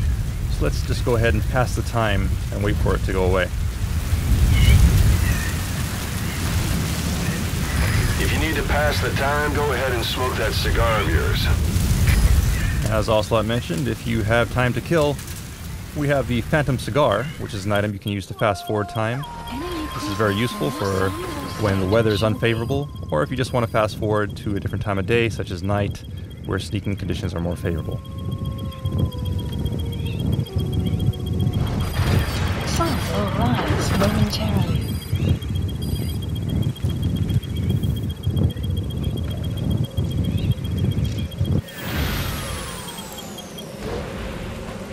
Alright, so the weather has cleared. It's a nice sunny day here. So let's move on with our mission. And the enemy has conveniently left the vehicle for us, so let's go ahead and confiscate that.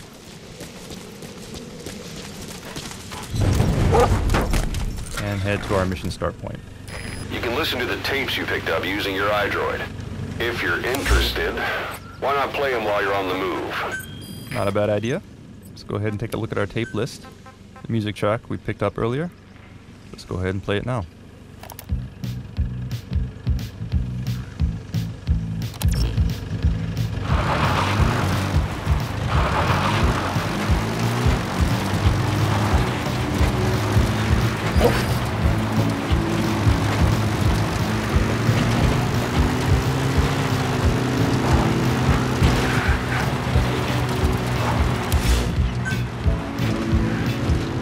Extraction arrived at Mother Base.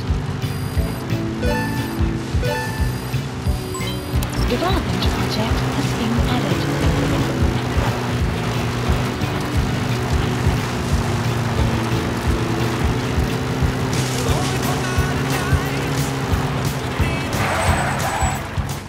Alright, now we're getting close to our mission area, so let's go ahead and go the rest of the way on foot. Spend some quality time with Diamond Dog. We won't be needing our vehicle anymore, so let's fold it back to Mother Base. And go for a little jog.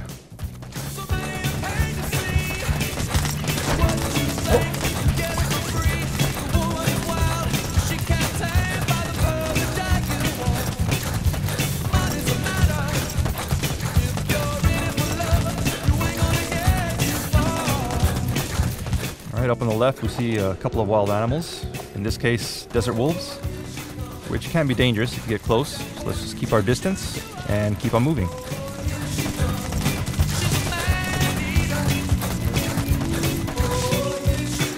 Alright, so we've reached our mission start point. Let's go ahead and kill the music.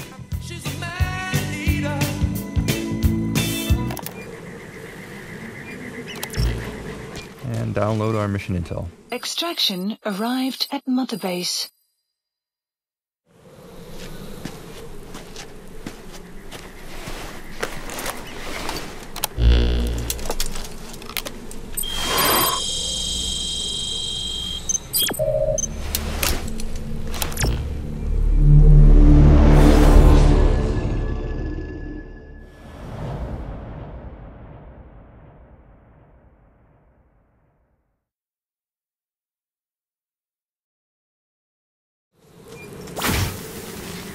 Your target is a Spetsnaz detachment commander. Your orders are to take him out. With skills like his, it'd be a shame to waste him. But I'll leave the method up to you. Boss, make your way to Deshago Calais and eliminate the target. Alright, so as Miller explained, our mission here is to eliminate a Spetsnaz commander, and we can do that any way we like. We can kill him, we can Fulton him, we can extract him by helicopter. The choice is yours, but before we proceed, I want to introduce you to another buddy, which we call D-Walker. So I'll go ahead and call him in, and send D-Dog back to Mother Base. And while we wait for D-Walker to arrive, let's review the mission intel with Miller. The map has been updated. The target is camped out in that village, dressed as an ordinary soldier.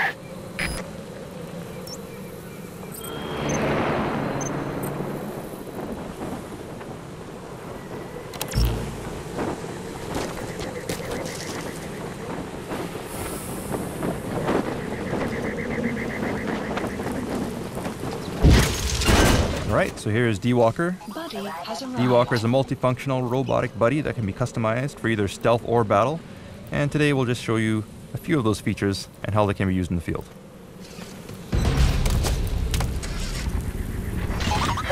But before we proceed, you'll recall that we grabbed those blueprints back in the previous village.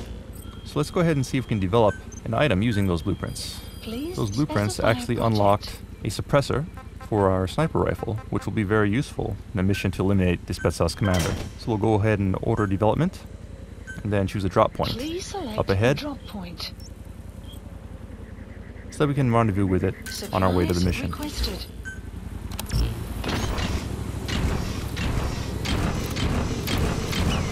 Right, and as you can see, D-Walker lives up to his name. He can walk or run for maximum maneuverability. Or if you're in a rush, you can also change modes and deploy his wheels to get to your destination in a flash.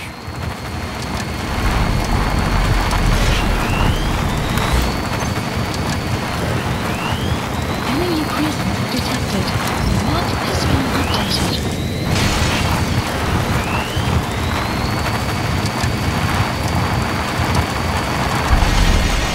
You've arrived at the objective. Your target should be somewhere in that outpost. And don't forget, he has a Spetsnaz recon detail with him. Keep your guard up. Okay, so here we are at our mission area. Let's grab our sniper rifle.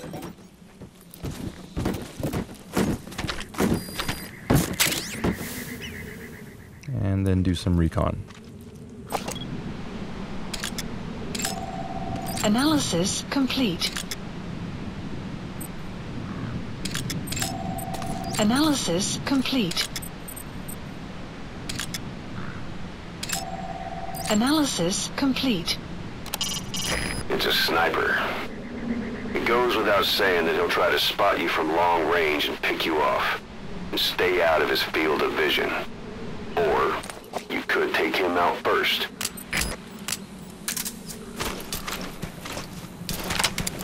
When firing from long range, you need to calculate bullet drop. A shot that travels further than your weapon's effective range will land lower than the crosshair.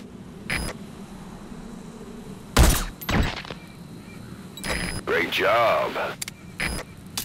Okay, we took care of the sniper, and that also counted as a tactical takedown, which earns us rewards for executing difficult takedowns such as long-distance headshots. So now that the sniper's out of the way, we'll place a marker and head on in.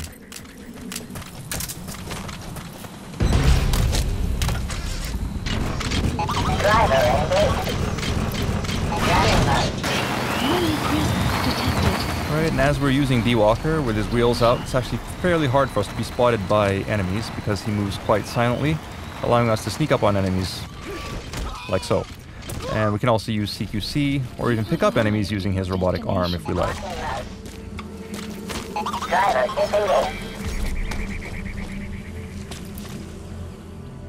While looking at things with our int scope, you'll notice that sometimes the intel radio option does appear. So let's make a call and see what intel we can get. Anti-air radar. Neutralize that, and our choppers can breathe a little easier. Alright, so using your intel radio like so can reveal lots of useful information. As Ocelot explained, we could destroy the anti-air radar and create a landing zone nearby, but it would alert the enemy to our presence. So for now, let's just keep on moving.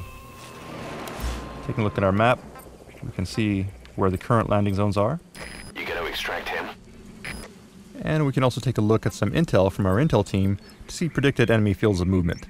That said, the information is not terribly accurate, so we can use one of D-Walker's other abilities, Search Mode.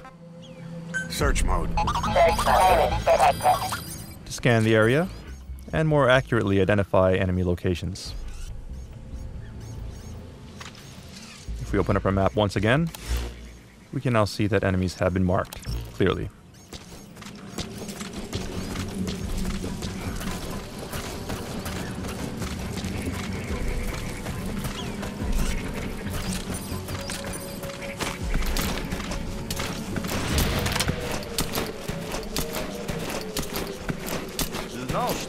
Начали раздавать щиты, они полностью защищают от пуль. И даже гранат. Неплохо, но их наверняка на всех не хватит. Конечно. Щиты раздают только тем, кому это нужно по заданию. Как всегда, хорошего всегда не хватает. Это точно. Ладно, я пошел. Ага. Those enemy soldiers are using different gear than before. Maybe trying to put up some resistance against your tactics. You might not do so while sticking to the same moves. Think carefully. As Ocelot explained, enemies in the Phantom Pain will constantly adapt to your tactics, so you'll need to adjust your strategy, even when infiltrating the same outpost. Why not interrogate the enemy? We might learn where the target is.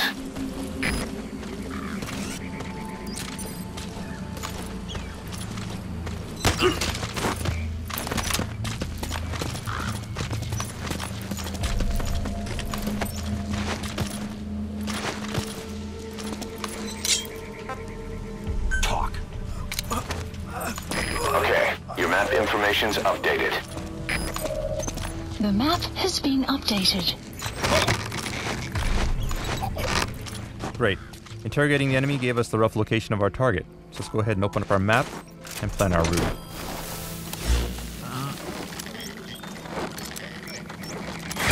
Alright, so here's our target's FOM and our position. Subject on board. Leave the rest to us.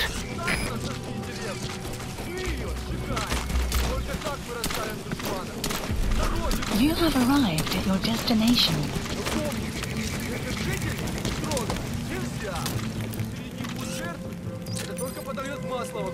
Is that him? Take a good look at their faces so we can ID the targets.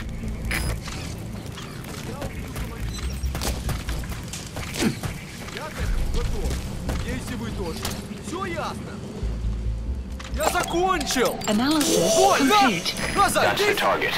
Looks like we found him. Alright, so there's our target. Complete. And he seems to be accompanied by a particularly well-armored soldier as well. It would be trouble if we set off an alarm here, so let's be careful and approach the target without being spotted.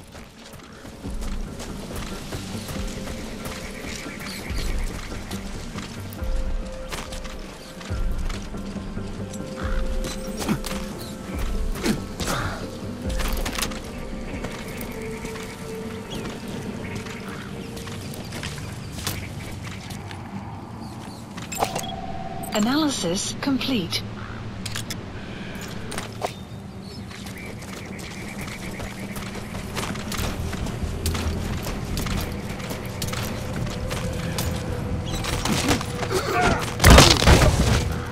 Alright, we've incapacitated this guy.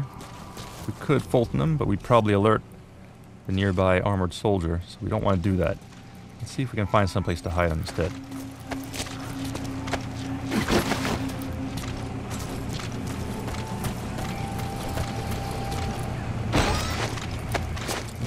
Outhouse will do nicely.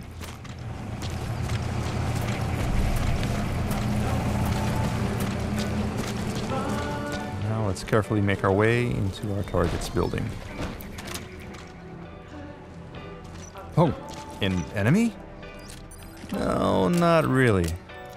This is actually just another example of how enemies can counter the player's tactics. We've shown previously how Snake can use decoys on enemies, but as you progress through the game, enemies will also do the same to you, so keep your guard up.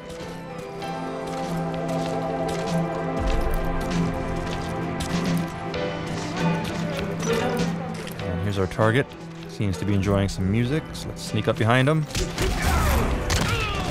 and take him out. Boss, I gotta say it would be a waste to kill him. But putting him to sleep doesn't count as eliminating him. Neither does knocking him out. We'll have to extract him from the mission area, but first, there's another cassette tape here, so why not? Let's grab that too.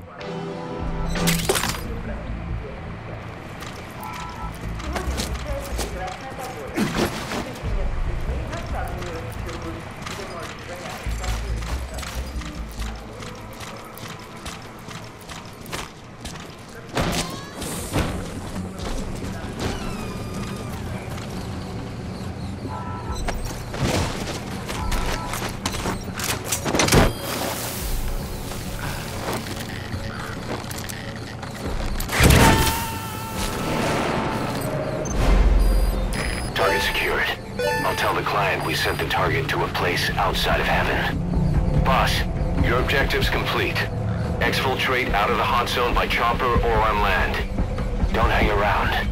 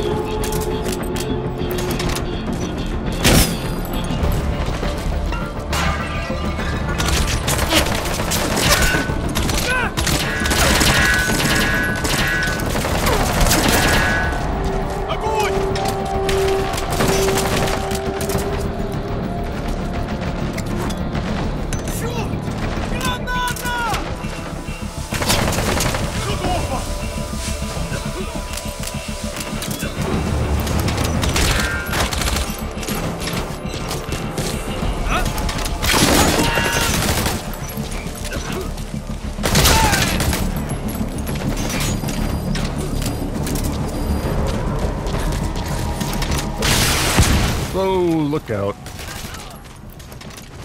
Alright, nice shot. Let's see if we can confiscate this guy's rocket launcher. Use it to our advantage. So remember that anti-air radar we saw earlier? Let's see if we can take it out and open up the landing zone to get out of here.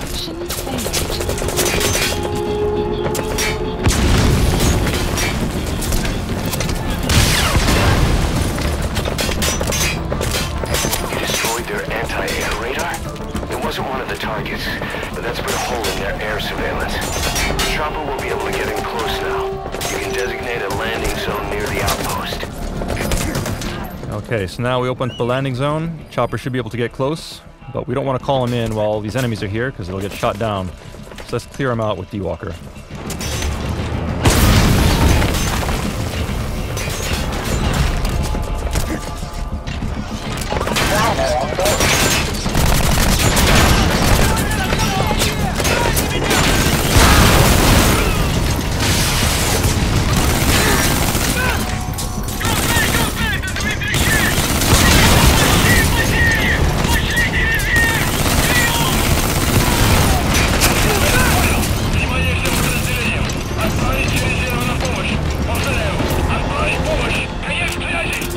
Alright.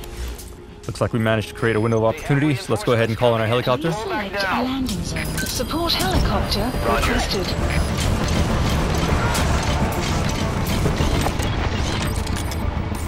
And looks like reinforcements have arrived, so we're gonna have to take them out too.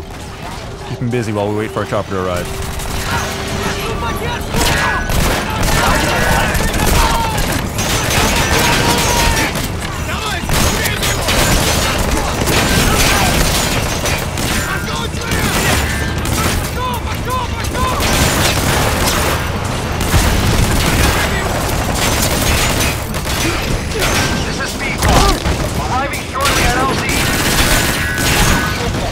Crap. Okay, we lost D-Walker. Let's just retreat temporarily here. Good. Don't let your buddy die, Snake. I'm pulling them out of there. Squad, on station at LC! Note that Miller will retrieve your injured buddies if they're about to die. So D-Walker will go back to Mother Base. And we'll take cover as our chopper provides some cover fire.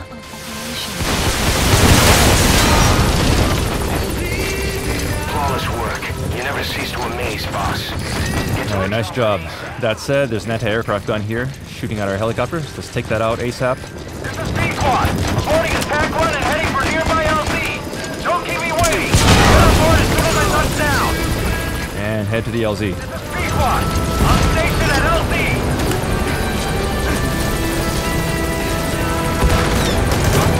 Alright, just keep our eyes open. Make sure the coast is clear.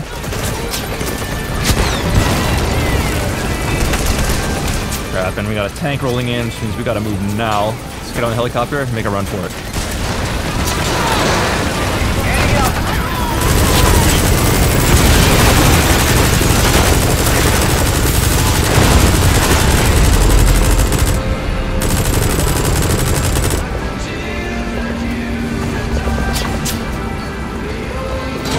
Alright. Looks like we're in the clear. Nice job, mission complete. And that concludes our E3 2015 presentation. Hope you all enjoyed it. Look forward to more updates as we approach release on September 1st.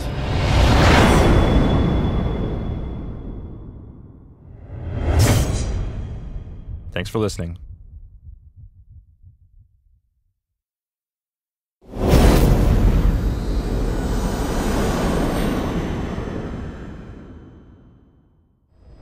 Hello everyone and welcome to this post-E3 2015 special presentation of Metal Gear Solid 5 The Phantom Pain. Back at E3 2015 we showed you an example of how you can jump into free roam and complete side ops and then jump into a mission. We also explained how missions can be completed in a variety of different ways. And today we're going to show you some of those varieties. Back at E3 we showed you how to complete the mission A Hero's Way using one type of approach. We used walker gear back then. Today we'll try something different and show you some variations using a different buddy and other types of equipment, in addition to other approaches to the same mission. So without further ado, let's jump to some gameplay.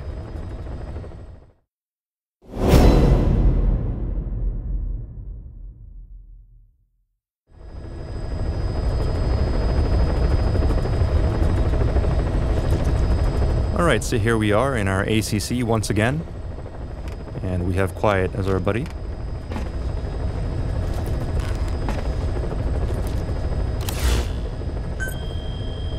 Today we'll jump into the same mission, A Hero's Way, and show a different approach. Last time we approached from the north. This time we'll try approaching from the east. And show you a different way that we can tackle this mission. Approaching from the north was farther, but it had fewer enemies. Coming in from the east is closer and more direct, but it's more patrolled and has more obstacles, which will make things a little bit more difficult. Since this will be more difficult than before, we'll enlist Quiet's help and infiltrate as a two-man fire team.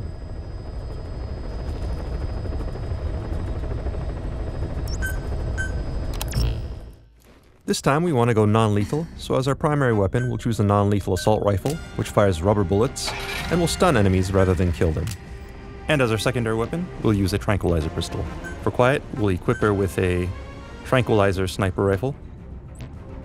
And since we're dropping into a remote location, we'll also take a vehicle with us. And once again, we could choose a drop time here. Let's just go ahead and choose ASAP. Deploying.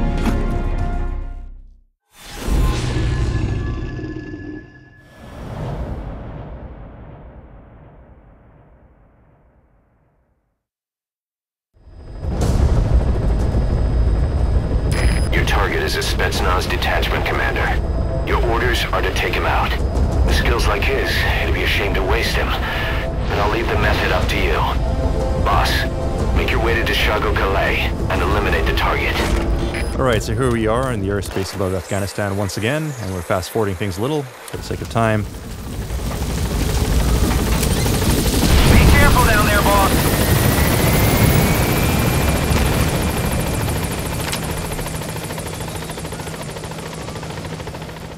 And here we are. So we can see Quiet is here with us. So let's go ahead and call upon some support.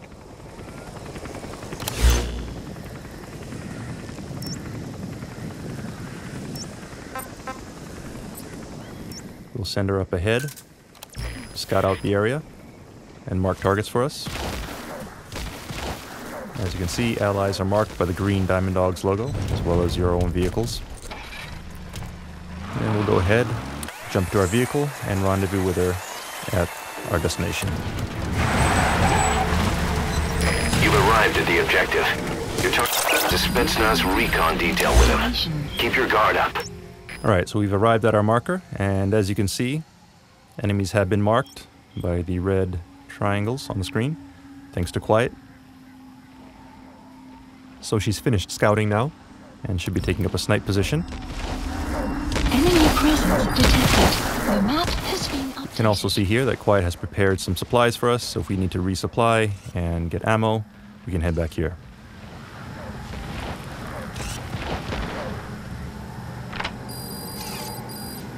The map has been updated. Alright, and we have a sniper, so let's have Quiet take care of this guy. Fire!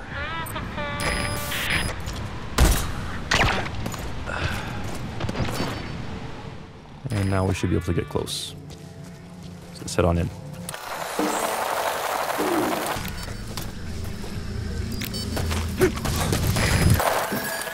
Alright, and we have a two-man cell up ahead. So we'll coordinate with Quiet to take these guys out without raising an alarm. On my command.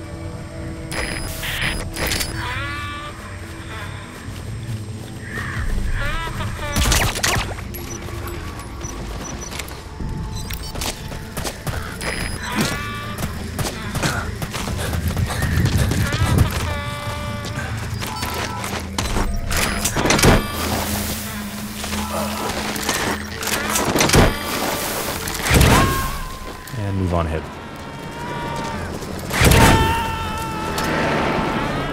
You gotta extract him. This looks like the meeting of the Spetsnaz troops, as we saw in the E3 video, but we need to get closer to identify the target.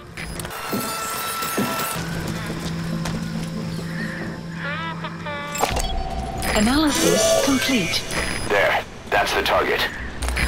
Alright, so there's our target. That said, he's guarded by a bunch of soldiers, and we would raise an alarm if we took only one of them out, even with Quiet's help. So let's go ahead and try something different.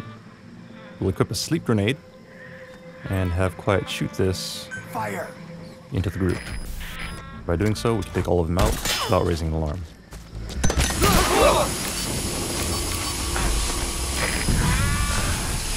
Boss, I gotta say it would be a waste to kill him. But putting him to sleep doesn't count as eliminating him. Neither does knocking him out. Alright, so now we need to recover our target, but first, to plan for our escape, we'll have Quiet move to another sniping point and provide cover.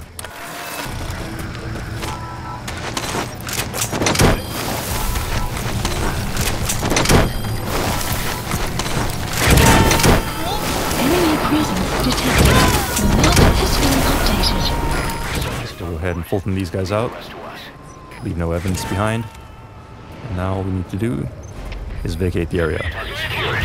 I'll tell the client we sent the target to a place outside of heaven. Boss, your objective's complete. Exfiltrate out of the hot zone by chopper or on land. And an enemy noticed us. Unfortunately, this guy has a helmet on, so we'll have Quiet help us out once again by shooting out the helmet, giving us a clean shot.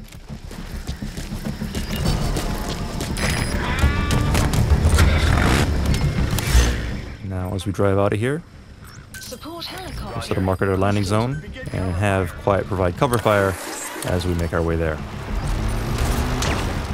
As you can see, she'll provide cover fire, limiting enemies in our path.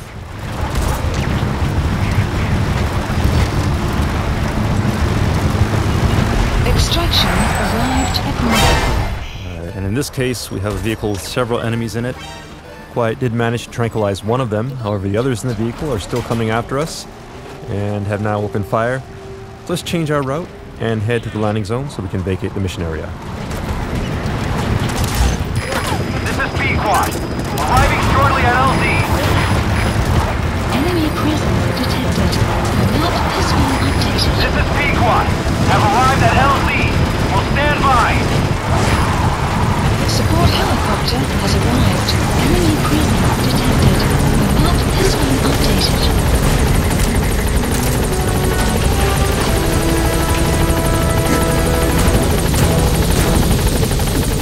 Keep a lookout here, provide some cover for Quiet if she needs it.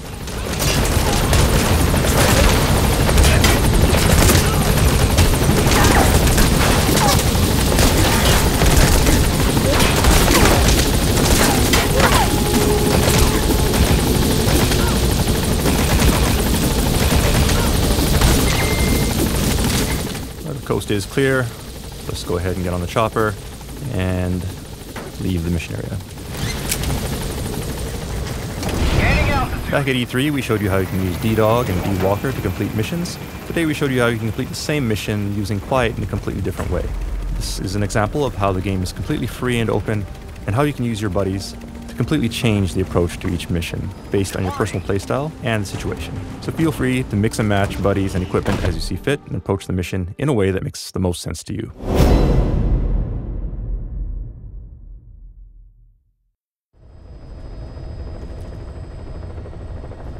Alright, next I'd like to show you another variation of the same mission, A Hero's Way. Previously, we approached this mission from a distance using stealth to our advantage. This time we're going to go in loud, via the air, and choose a landing zone very close to our mission area. As you can see here, the landing zone is red, which indicates high risk, which means we have a good chance of being attacked during our approach, since we're not being stealthy at all. So we're going to go in loud, with guns blazing, which means we'll have to choose some different equipment this time.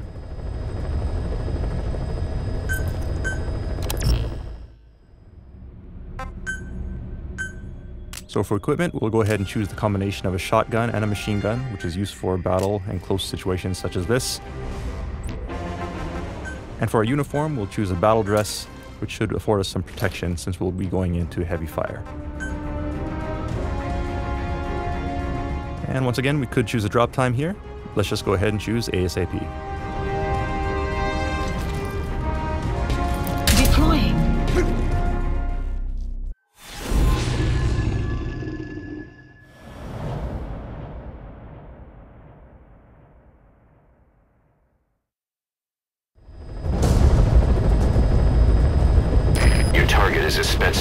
detachment commander. Your orders are to take him out.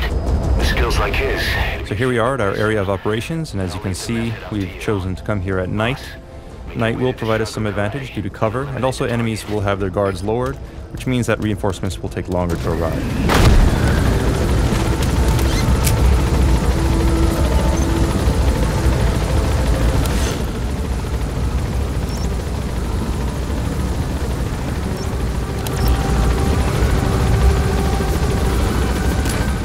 Our first step will be to scope the area out using our in-scope and mark targets.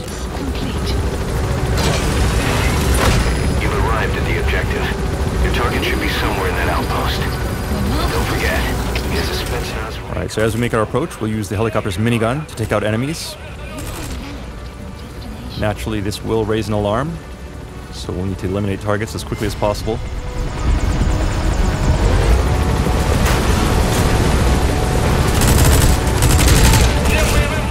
Likewise, we can take advantage of things such as drum cans to create explosions and general chaos among the enemy. Alright, we've been spotted by searchlights. Let's take that out as quickly as we can. And also eliminate this guard tower.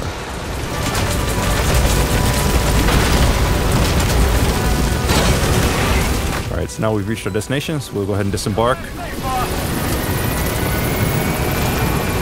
Throw a flare grenade so we can mark our helicopter's location and switch to our machine gun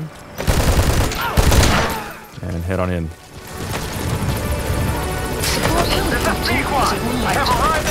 Use a smoke grenade to provide cover, and then equip night vision goggles so that we can see the enemies and eliminate them as we storm the compound.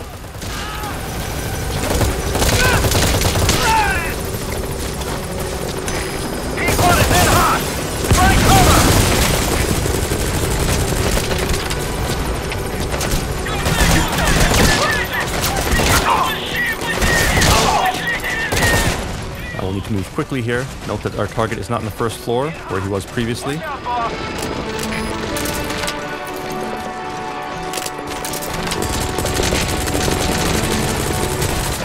go ahead and search upstairs. Again, keep in mind that time is of the essence as reinforcements will arrive shortly.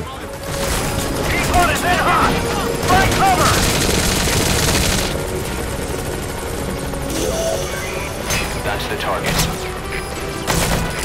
Target acquired. In hot. Alright, so there's our target. We'll go ahead and use a stun grenade to take him out. Captured. Boss, I gotta say it would be a waste to kill him. But putting him to sleep doesn't count as a... And we'll now need to extract him from the mission area. So we'll call the helicopter back to our landing zone. We could attempt to use a Fulton, but it wouldn't be wise since Fultons will likely get shot down during battle. So we'll carry him and load him on manually.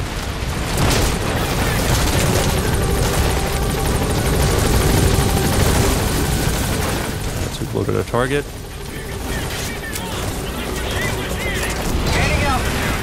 And now we can depart the mission area.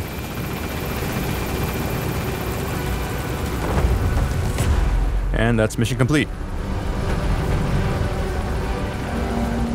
Right, so this was an example of a surgical air raid. Today's mission was to eliminate a target, but this tactic is particularly useful for rescue missions. That said, since the enemy will be on high alert, mission preparation is critical. You'll need to gather intel, study the landscape, layout of buildings, and target locations to ensure you can quickly storm the area and make your escape before the enemy has a chance to respond. But for advanced players, this may be an exciting challenge to try.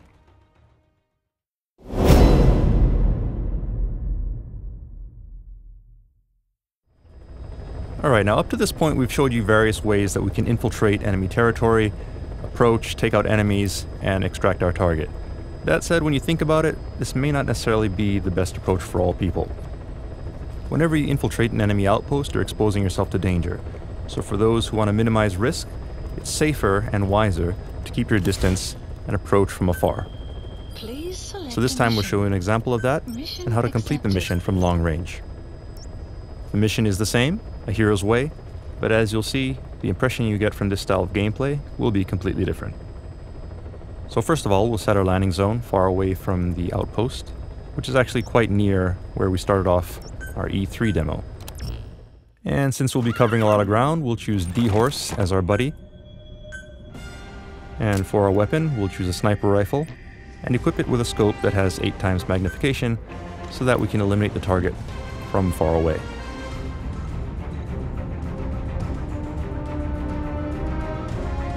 Now we're set, so let's go ahead and deploy ASAP. Deploying.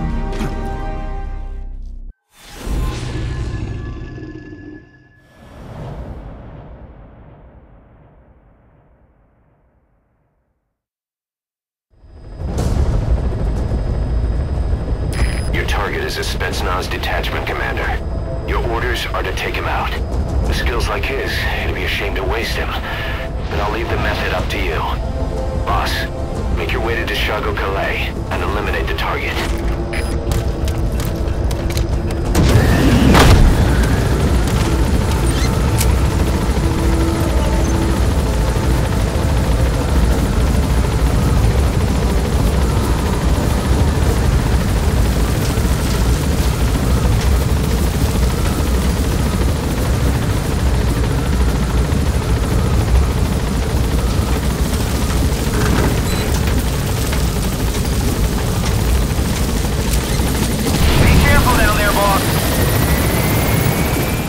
Alright, so here we are at our landing zone, but before we proceed, if we look around, we see some plants here, medicinal herbs that we can gather, so let's go ahead and pick that up. Golden Crescent. It's a type of medicinal plant. And we'll get on D-Horse. Use that to make tranquilizer rounds more potent. And look for an area where we can scout out our mission. So this dune here looks like a high point where we can gather some intel.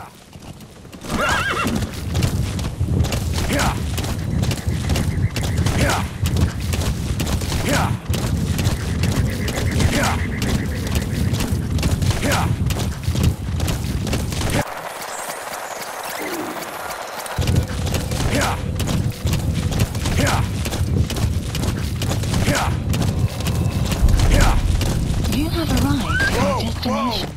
We've arrived at our marker, so let's go ahead and do some recon. Analysis complete. We see various soldiers heading to the courtyard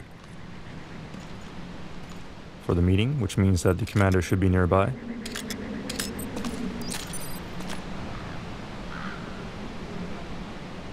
It's not on the second floor. Analysis complete. Looks like that could be our target. Take a good look at their faces so we can ID the targets. Marker placed. Seems like they're all gathering in one spot for the meeting. We don't have a clear shot to the building here, so we'll place a marker and see if we can find a better location to take our shot. There's our target. And there's a high point here nearby, which should provide us a clear shot. Marker placed. See it there.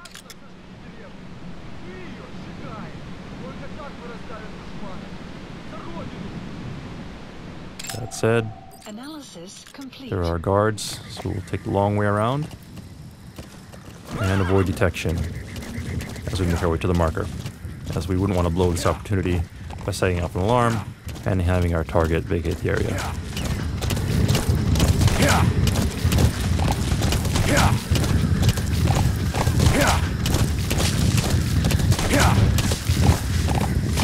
You've arrived at the objective. Your target should be somewhere in that outpost. And don't forget, he has a Spetsnaz recon detail with him. Keep your guard up.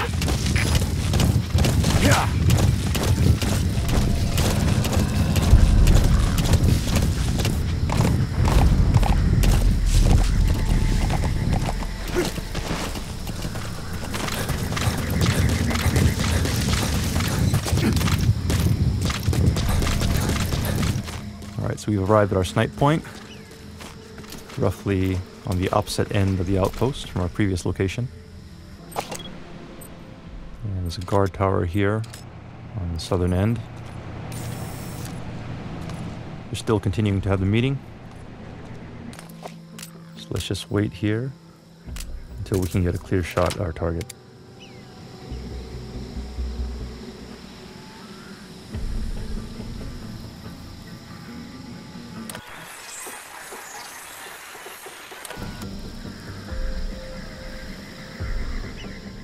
Timing will be critical here.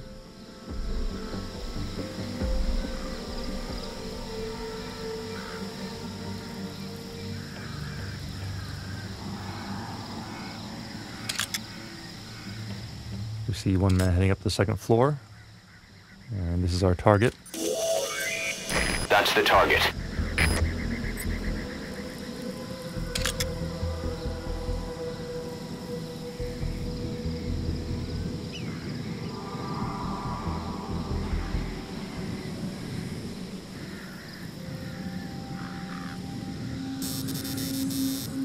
Some will set shortly.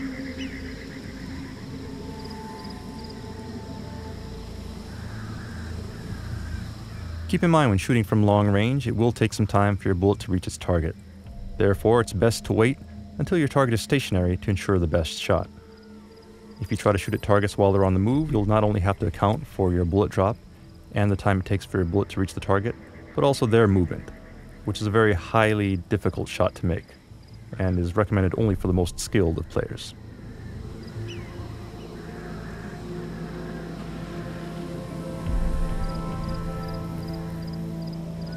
If we wanted to, we could wait here for the perfect timing to present itself, but we'll leave that to players to experiment with in the actual game. Instead, I'd like to show you some new equipment and new functionality included in your bionic arm.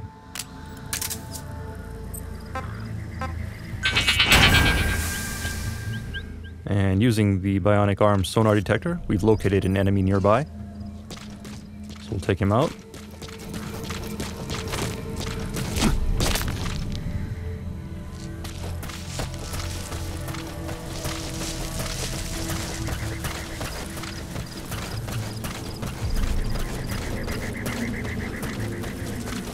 And I'm going to show you one other new feature, which we call the blast arm. Alright, so what you saw there was using rocket propulsion in our blast arm to quickly incapacitate an opponent.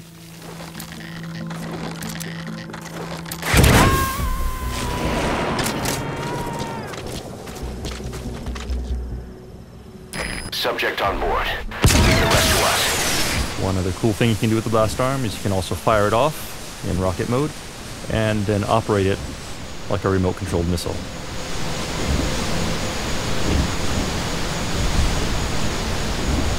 So using this, we can navigate through the landscape and find our target.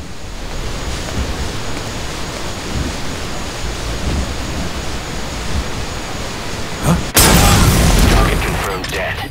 Alright, and that took care of our target.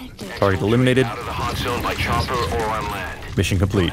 So we'll make our way back to D-Horse and vacate the hot zone. Extraction arrived at Mother Base.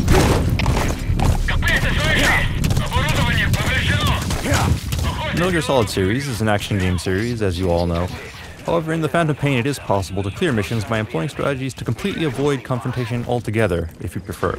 And I'll show you an example of that next.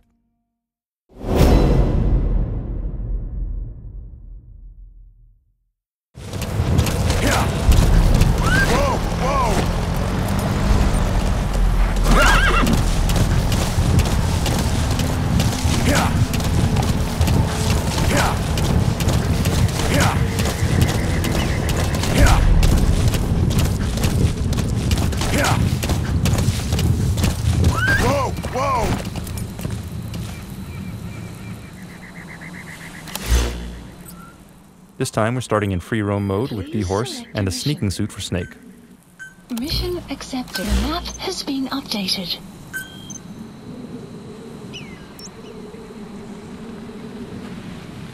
So let's begin by downloading our mission intel from the mission start point to the southeast of the mission area.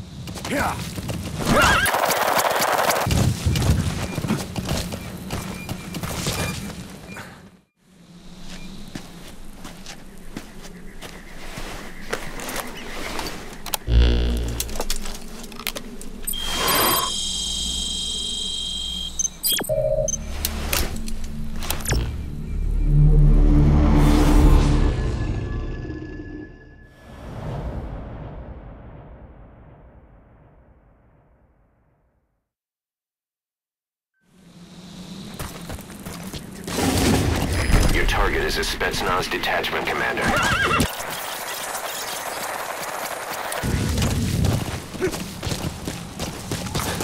Alright, so scouting out the area, we see here a road patrolled by Soviets leading to our outpost. And this vehicle is carrying Soviet soldiers who are en route to the meeting with the Spetsnaz commander. So let's see if we can intercept them. Alright, so this time we'll show you some new features of the cardboard box. As you can see, the cardboard box is equipped with some new abilities, such as the ability to slide down hills, and if you're up on a slope, this may be the fastest way to get from point A to point B. Alright, so now we've made it to the road, and we'll leave the cardboard box here in the middle. It looks like the enemy has noticed it, so we'll leave it there to cause a distraction while we sneak away. We'll use these rocks for cover as we make our way around the enemy. And as you can see, 2 of the enemy are going to investigate the cardboard box, which will allow us to sneak up on the 3rd enemy who is left to guard the vehicle. Carefully approach from behind with some C4. And quickly plant it without him noticing. And take cover. We haven't been noticed, so as long as we don't move, we should be fine.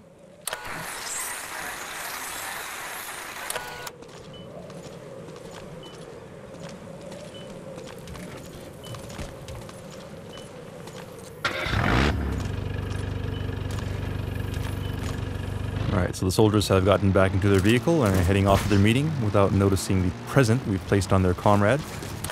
So let's quickly make our way to our destination and see if we can scope things out.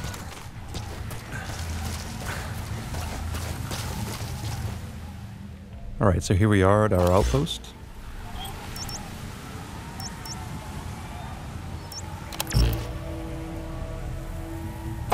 And you can see there's a guard here. But as you may have noticed on the way in, there's a crack in the wall which you can use to climb. And if we take a look with our night vision goggles, you can see it more clearly. So we can take advantage of that. But first, let's cause a distraction and get this guy out of our way.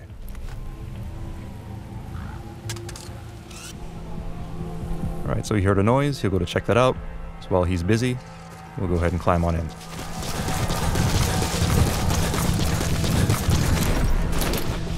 As we've shown previously, Snake can use cracks in walls to climb.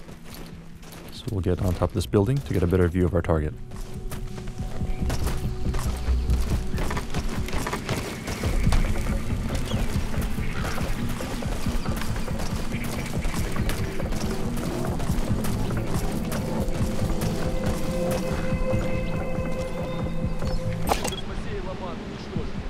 So we'll use our in-scope to verify the target. That looks like the target. And also verify that our booby-trapped soldier is among them.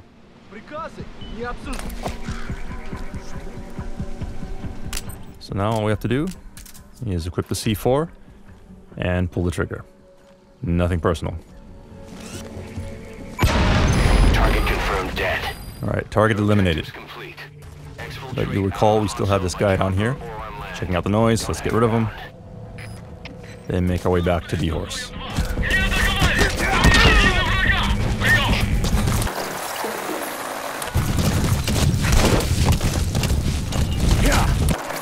Exfiltrated. Alright, you're out of the hot zone. No enemy forces in pursuit. Mission complete. Alright, and we vacated the hot zone. Mission complete.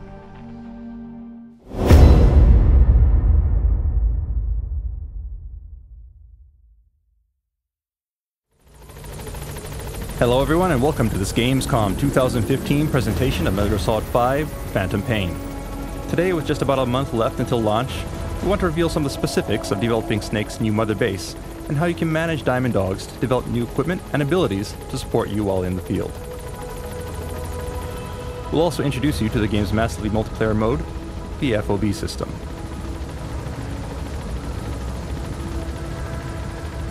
What you see here is Snake's new mother base, home of his new military force, the Diamond Dogs. As you gather personnel and resources, you can expand the base which will in turn allow Diamond Dogs to support you in the field.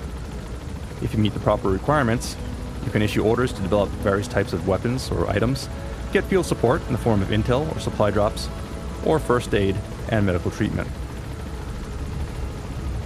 All of these support features are enabled and managed through the development of Mother Base.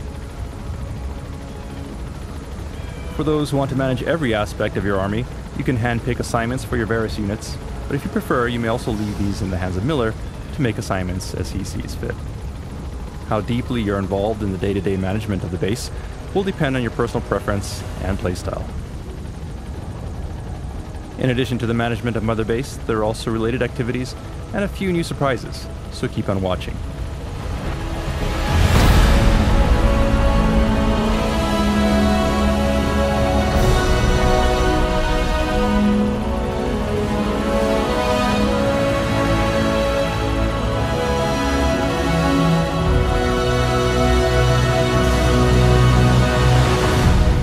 To begin, we'll introduce you to the primary sectors that correspond to the various units on Mother Base.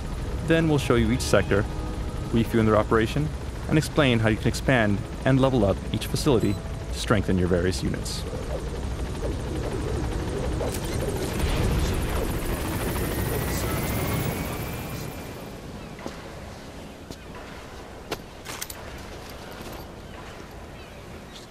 Start bringing people in. Use this. It's a Fulton recovery device.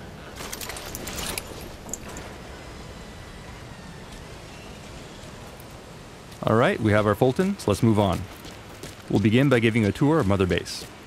As we've introduced previously, you can freely walk around Mother Base. Right now, we're on the command platform, the center of your base and the heart of Diamond Dogs. By expanding this platform, you can enable more staff to join your army. But it's up to you, as the player, to actually recruit the right people into your army by locating and Fultoning highly skilled personnel from the field. Recruits can be culled from the ranks of enemy soldiers who you manage to capture, or they may be POWs or volunteers who are attracted to your army due to your reputation. New recruits are automatically sorted into units that best suit their particular abilities. However, players can opt to reassign staff as they see fit. Since Mother Base in the Phantom Pain is an actual physical location, you can also interact with the soldiers that you Fultoned once they join Diamond Dogs. As you gather more staff, things will get crowded at base, and at a certain point, you'll reach a limit. Once that happens, you'll need to invest in expanding Mother Base to facilitate more staff. Aside from the command platform, which serves as the hub of your base, you can also build specialized platforms for each of your units. So let's give that a try and begin by constructing an R&D platform. Commencing platform This is your base. You can choose which platforms to prioritize, along with the location of your platforms, and can customize other elements such as color. As such, every player's Mother Base will be unique.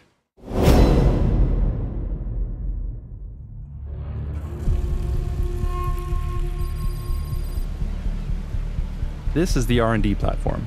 It's connected to the command center by a bridge and is an example of the spoke design of Mother Base. This platform houses the R&D team who work around the clock to develop new weapons and items based on your orders. The proper weapons and items are invaluable as you proceed through the game, so it's wise to invest properly in R&D. New projects will be added to the development list based on the level of your R&D team and the actions you perform during your missions. Examples include various types of firearms, along with more powerful weapons such as missiles.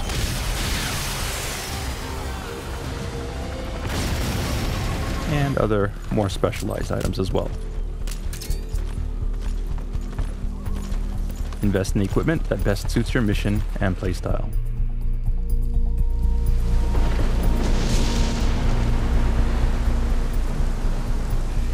Alright, and it looks like it's started to rain. As we've introduced previously, the weather at Mother Base is dynamic, as with other environments of the game, and will change randomly. Let's head downstairs and see if we can head indoors to escape the rain.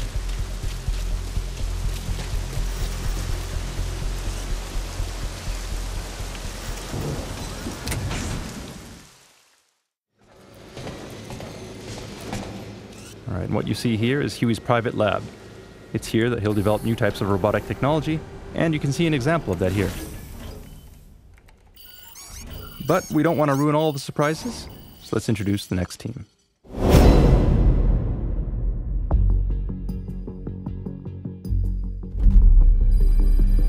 Next up is the combat unit. The combat unit is comprised of autonomous fire teams capable of completing a variety of tasks. You can take advantage of them by deploying them on dispatch missions.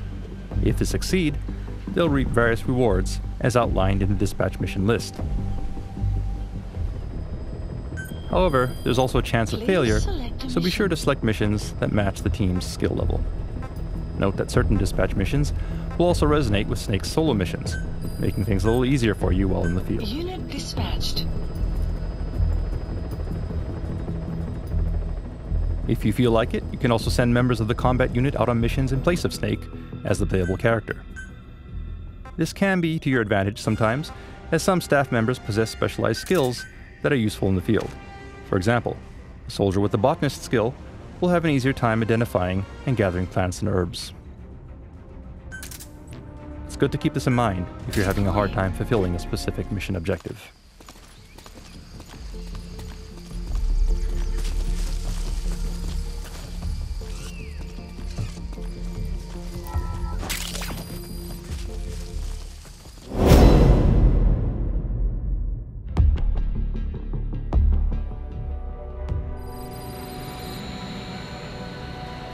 Alright, and here we are on the support platform. This is the section of Mother Base that houses your support team. The support team, as their name implies, provides various forms of backup and support for Snake while you're out in the front lines.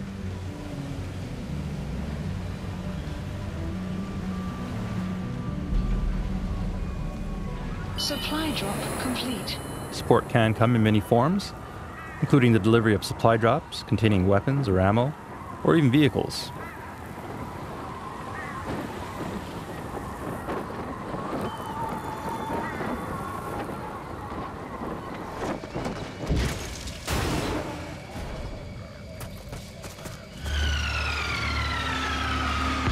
The support team can also provide backup in the form of airstrikes, diversions, and cover fire. The better your support team is, the faster they'll be able to assemble and support you in the area of operations. But flying choppers to the front lines isn't free, so be sure to keep an eye on your GMP to keep from going to the red. Level up your support team enough, and they can even develop techniques to manipulate the weather. With capabilities such as this, you're able to turn the very environment against the enemy and use it to your advantage.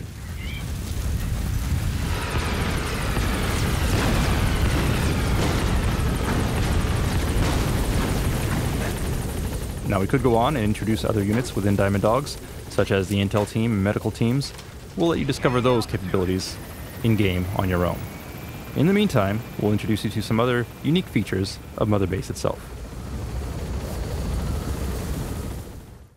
Shortly.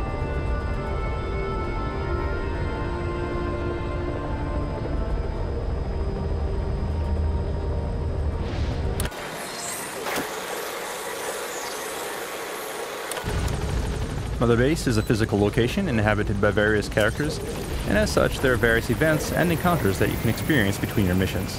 Today, we'll show you just a few examples. First of all, staff you've recruited into Diamond Dogs will salute you as you approach.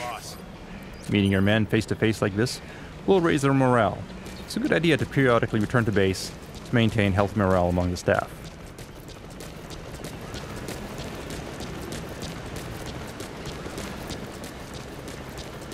As you wander around Mother Base, you may also discover surprises from time to time.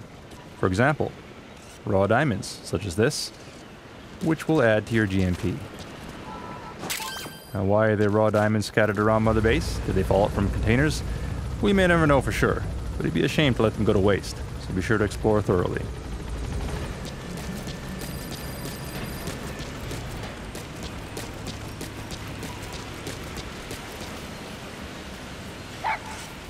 And hey, it's D-Dog, or DD as Ocelot calls him. He's still a puppy here, but eventually he'll grow into an adult and become a valuable buddy that you can bring into the battlefield with you. Just once. I want to touch his spot. Yeah, wait, what? You don't want to touch him too? No, that, never really occurred to me. You don't know the awesomeness of a puppy. You can also eavesdrop on conversations at Mother Base from time to time. But yeah, I bet they would feel nice. Right? Some information will be useful, some not so much. Let's move on. And as you can see here, Mother Base also features portable showers on deck, so you can quickly shower off between missions. This helps to wash away the blood and fatigue, so that you can jump back into the field refreshed and ready for action. Forgo a shower for too long and it will actually have adverse effects on your performance and the way that other characters interact with you. So be sure to head back here every once in a while to wash away the stress along with the smell. Their shower is conveniently located near the primary heliport on each platform in Mother Base. Flies buzzing around your head is never a good sign. If you neglect your hygiene for too long, well, you can expect your staff to kindly give you a hint.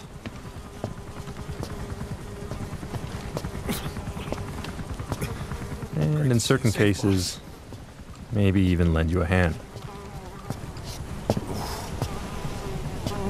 Snake, you stink.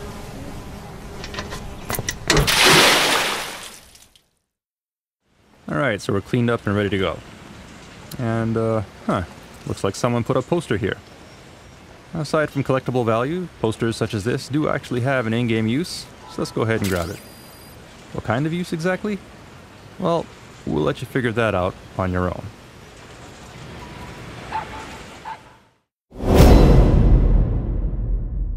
One other thing we've hinted at previously is the ability to train on Mother Base. Target practice trials such as this are a handy way to familiarize yourself with new weapons while exploring various parts of Mother Base and earning rewards in the process. Each area of Mother Base has its own unique target trials, so discovering all of them is half the fun.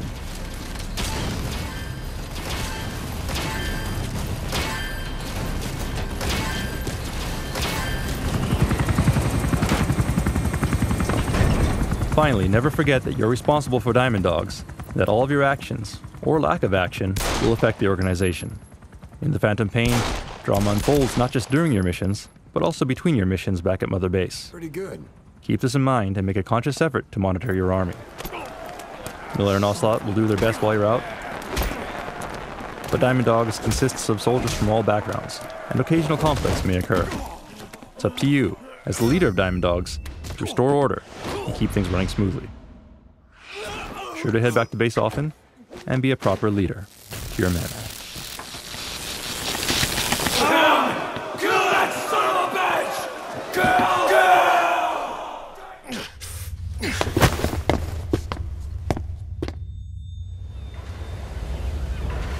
Also keep in mind that how you grow Mother Base is up to you.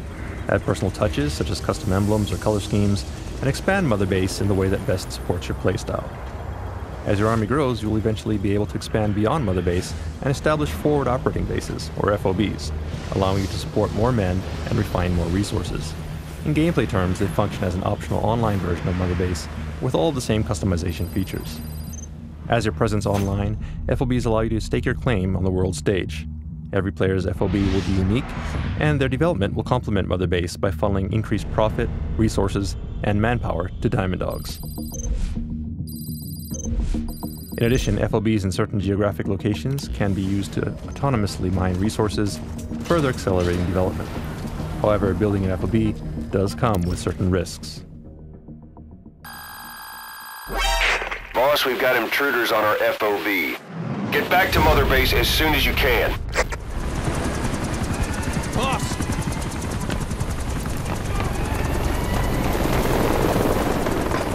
Damn it! This is our home. How can we let this happen? I guess it's time to increase security. Just give me the order. Who did this? A competitor. But we don't know who. Can't pin down a route to their base. But we're ready to strike back. Just give us that chance, boss.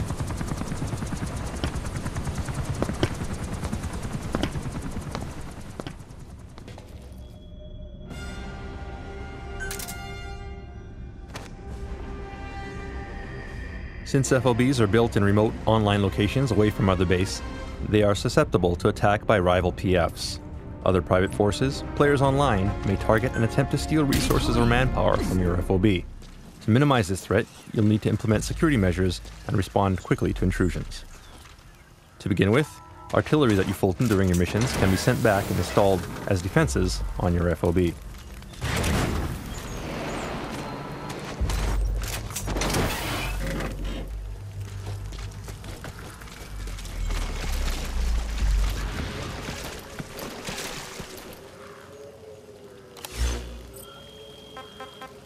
Note that you can remotely issue orders to Mother Base while on the field by using your iDroid, without heading back to base.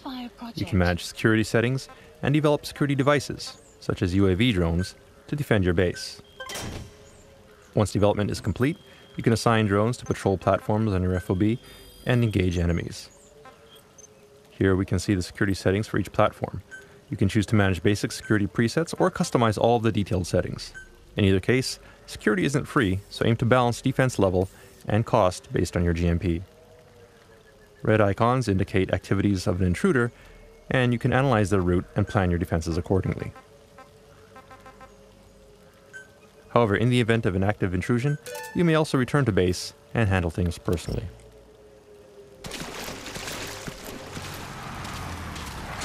And there we go. FOB invasions can happen at any time, even during missions. For the purposes of today's demo, let's head back and teach this guy a lesson.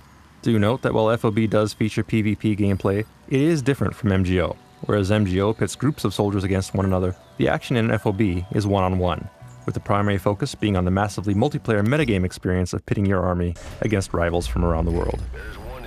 Okay, so here we are at our FOB. The first order of business is to locate the intruder. Note we could use Snake for this, but for today's demonstration, we'll stick with our currently selected soldier. Our security team is already responding to the intruder, so let's check their status. You see the location of our security forces and the incursion point in the bottom right. Let's start by looking there. Right, scoping out the area. There's one of our drones. Conditions look normal. In times like this, coordinating with your intel team is key. So opening up our map, you'll see a red circle that indicates the enemy's predicted field of movement. So let's check there. And it looks like something's happening here. Looks like the enemy has got one of our men and is Fultoning them out. So let's put a stop to that. Okay, we couldn't save the soldier, but we managed to save the container. Now let's head down there and stop him before he can do more damage.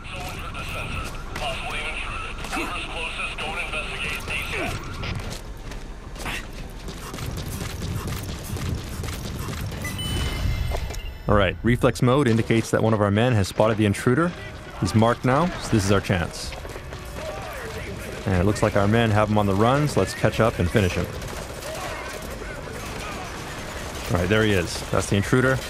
That said, he's critically injured some of our staff, and if we don't tend to them, he may die. So let's Fulton them out safely before moving on. And I believe this is the first time we're showing this. This is actually an upgraded version of the Fulton device that we call the wormhole extraction device. Unlike a Fulton balloon, it can't be shot down, making it much more reliable. And it looks like our drone has entered alert mode, so let's give chase in that direction. In the meantime, let's take a look at things from the enemy's perspective. Now that his cover has been blown and the defender has entered the fray, he has to be extremely careful. To help remedy the situation, he's using Noctocyanin to temporarily enhance his senses and instantly mark nearby enemies, before laying some gas mines. Meanwhile, as the defender is busy rescuing more of his comrades, we see a container floating into view, and another with the invader on top. The defender manages to shoot down the Fulton and give chase, but it turns out that the lower level is filled with sleeping gas, and the defender is incapacitated. The container trick was a decoy. While the defender is asleep, the invader is making a run towards the center of the base, and he's now dangerously close to the goal, at which point he'll escape with a good portion of our staff. The defender will need to act quickly to prevent that from happening. And the defender has finally woken up, but he's lost sight of the enemy and will need to start searching again. Meanwhile, the invader is using a subdeck to cross the bridge. Security here is light, and he only has 2 more platforms to go before reaching the platform core.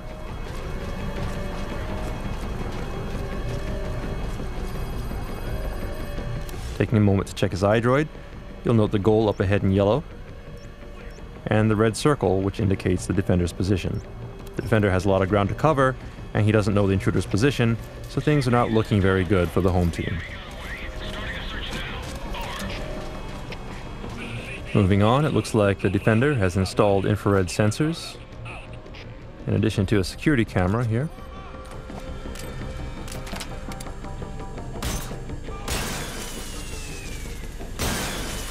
The invader successfully disables them, but instead of moving forward, he actually turns around and heads back in the opposite direction.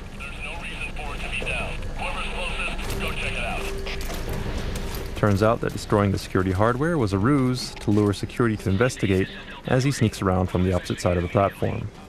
The defending side no longer has a mark on the intruder, so all they can do is respond to threats as they evolve. And once again, the intruder uses noctocyanin to confirm that the coast is clear before moving on. From the defender's point of view, you can see the soldier going to investigate the broken camera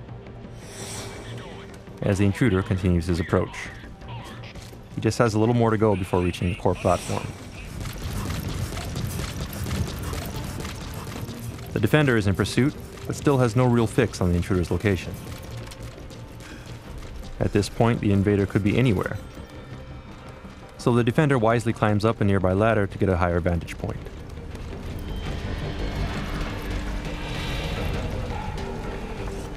Scoping out the area, there are no immediate signs of an intruder,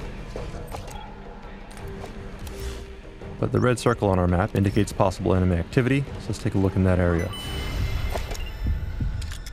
And it looks like one of our guys has spotted him, and wait, something weird just happened there. Our guard just vanished.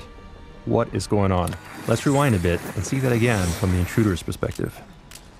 Looking at things from the intruder's point of view, we now see what's actually happening. He's using the Hand of Jehudi, a powerful weapon that can pull enemies from a distance, instantly transporting them within reach of CQC. And the battle cry might sound familiar too. Back to the defender's screen, we see a Fulton, which he successfully shoots down. And there's the intruder. Alright, we finally got another mark on him, so don't let him escape.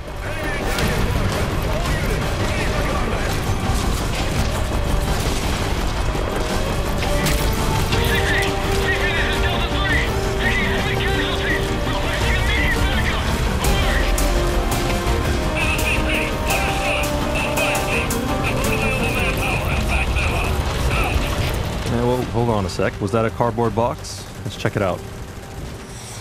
Oh, but no, it was a trap. Smoked cardboard box. And to top it off, the intruder's behind the defender with the Hand of Jehudi. Not good. The defender is down, and the intruder has total control here. And there goes the defender. The defender's security forces are doing their best, but this guy is really good. He even dodged a rocket. If he gets to the platform core, it's over. So let's select a different character and redeploy as quickly as we can. First of all, we'll select a character, choose someone whose stats look up to the challenge, along with some good firepower. And last but not least, let's select a good spawn point.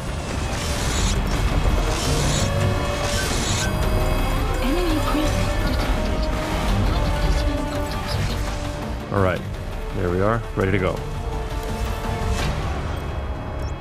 Okay, and the intruder is getting dangerously close to the core, so let's take a shortcut and go directly to his location. Remember, this is the defender's home turf, so we do have the advantage in terms of knowing the layout of the base. It's not unusual to know a few shortcuts. And there's the intruder, so let's get him from behind. He's skilled in the firefight, so let's avoid direct confrontation and set a trap instead. We'll try a decoy capable of discharging a blast of electricity. Nice throw, now a couple shots to get his attention. And good job, the trap worked. Intruder is down, now all we need to do is get down there and Fulton him. If we can extract him, we win.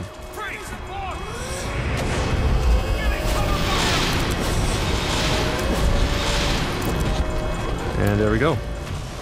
Defense wins. Defense successful. Victory is ours. The intruder was successfully spotted and blocked by the defending player. Note that whenever the defending side IDs the intruder's FOB is identified too. So if you choose, it's now possible for the defender to strike back at the intruder by infiltrating their base and stealing back what was taken. That said, you don't need to retaliate if you don't want to. As you've seen, attacks on FOBs are unpredictable, and some intruders may be extremely skilled. Today we were around to counter the intruder directly, but that may not always be the case. Therefore, it's wise to invest properly in security devices and guards so that they can defend your FOB when you're not around. Alternatively, if you have friends online, it's also possible to request help from other players to repel an attack. Every FOB is unique, and every player will have different security settings, so from the invader's point of view, it's like having an infinite number of unique enemy compounds to infiltrate, but strategy and care must be taken to ensure success. And as always, infiltrating undetected is your best bet.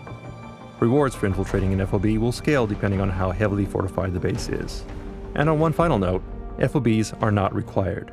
You can clear the game without them, and if you prefer to keep your experience offline, that's perfectly fine. But for players who want to accelerate development and prove their worth to the world, by all means, give it a try. In the greater scheme of things, it's Mother Base that will have the most impact on your success. The bigger and more powerful your Mother Base, the closer you'll be to achieving your ultimate goal. That said, once your base surpasses a certain size, simply moving between platforms can become quite a task. Sometimes it's nice to drive and enjoy the scenery, but when you want to save time, you can take advantage of Mother Base's highly efficient cargo delivery system. Simply locate a cargo delivery point, pack yourself in a cardboard box, and choose a destination. A delivery point. The rest will be taken care of by the Diamond Dogs Postal Service.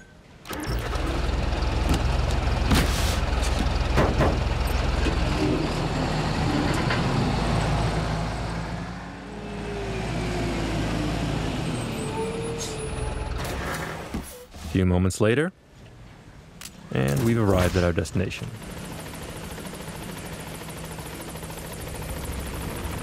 Of course, each platform is also equipped with at least one helipad, so you could choose to fly by helicopter if you prefer. Honestly, it feels pretty damn good to get a bird's eye view of the base and admire the fruits of your labor every once in a while. So let's put on some music for the trip. In this case, Take On Me by Aha. Then let's climb aboard and choose a destination. Notice that there are platforms such as the Animal Conservation Platform which are isolated and only accessible by chopper. It's here that you can visit all the various animals that you've recovered in the field. And we're off. Note that there are still many other things to explore in Mother Base, more teams, more platforms, more options. We will let you discover those details in-game. The takeaway from this presentation is that missions in TPP are important, but growing Mother Base is every bit as important. Mother Base is your home, and expanding it opens up more options in the field in the form of items, weapons, and support. In turn, clearing missions and recovering resources and personnel enables Diamond Dogs to grow. The Fulton is your friend. When on missions, make it a priority to recover personnel, weapons, and resources. Or additional tapes, like this one, Joy Division's Love Will Tear Us Apart.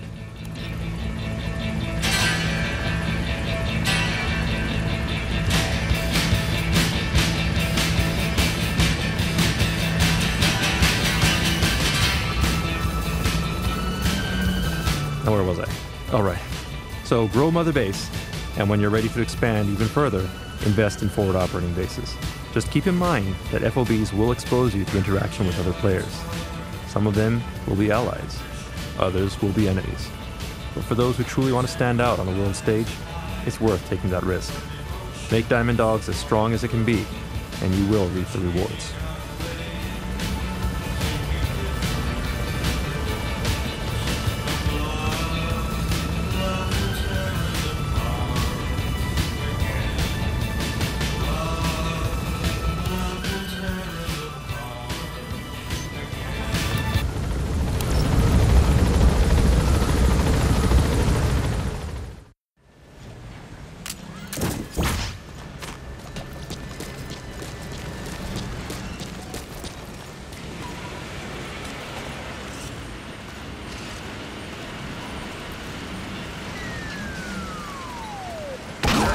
Let us know if you need supplies, boss. Alright, and one other thing about Mother Base. It may be your home, but don't ever let your guard down. Metal Gear Solid 5: The Phantom Pain will be released in just under 1 month on September 1st, 2015. Thank you for watching.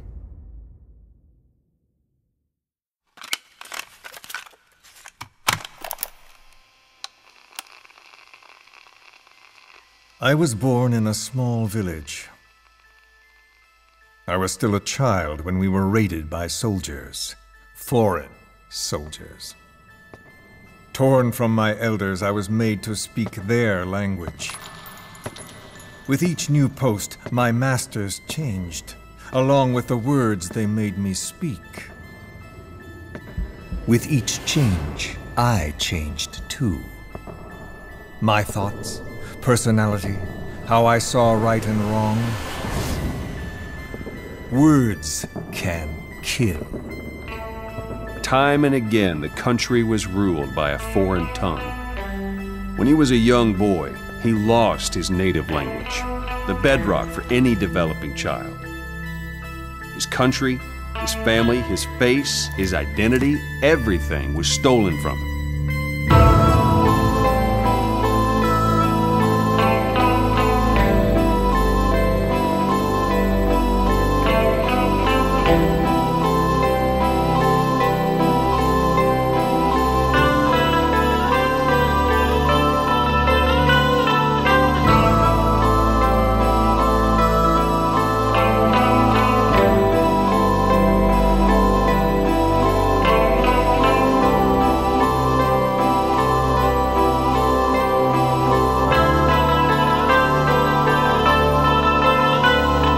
Since ancient times, every civilization's ruler has had the same idea. When people unite under one will, they become stronger than the sum of their parts. And what do rulers use to bring people together? Language. This world will become one. I have found the way. Race, tribal affiliations, national borders, even our faces will be irrelevant. The world that the boss envisioned will finally become a reality, and it will make mankind whole again.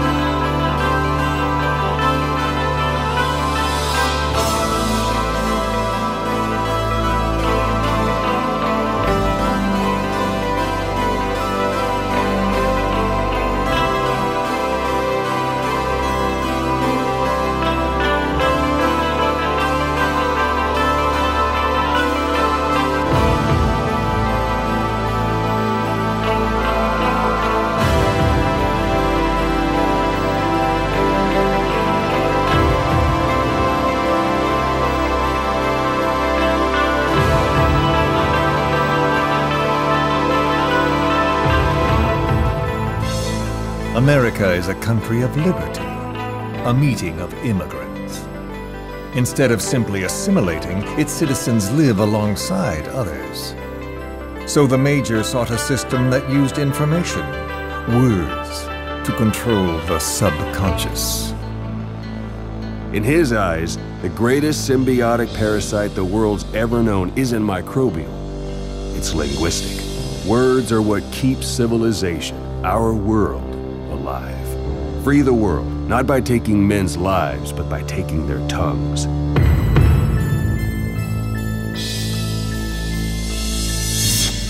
With this, I'll rid the world of infestation. Sans lingua franca, the world will be torn asunder, and then it shall be free.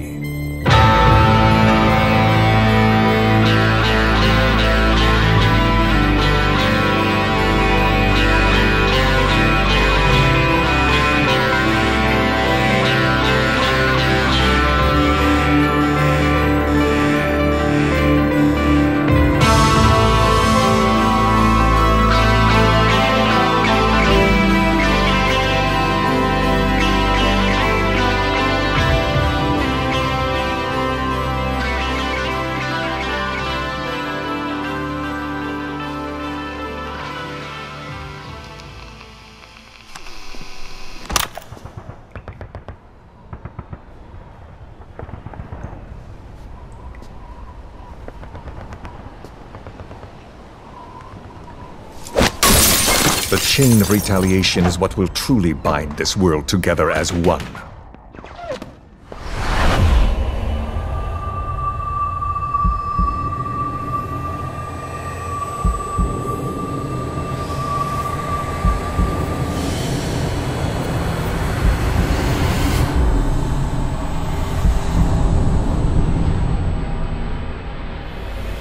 Les enfants terribles, Zero called it.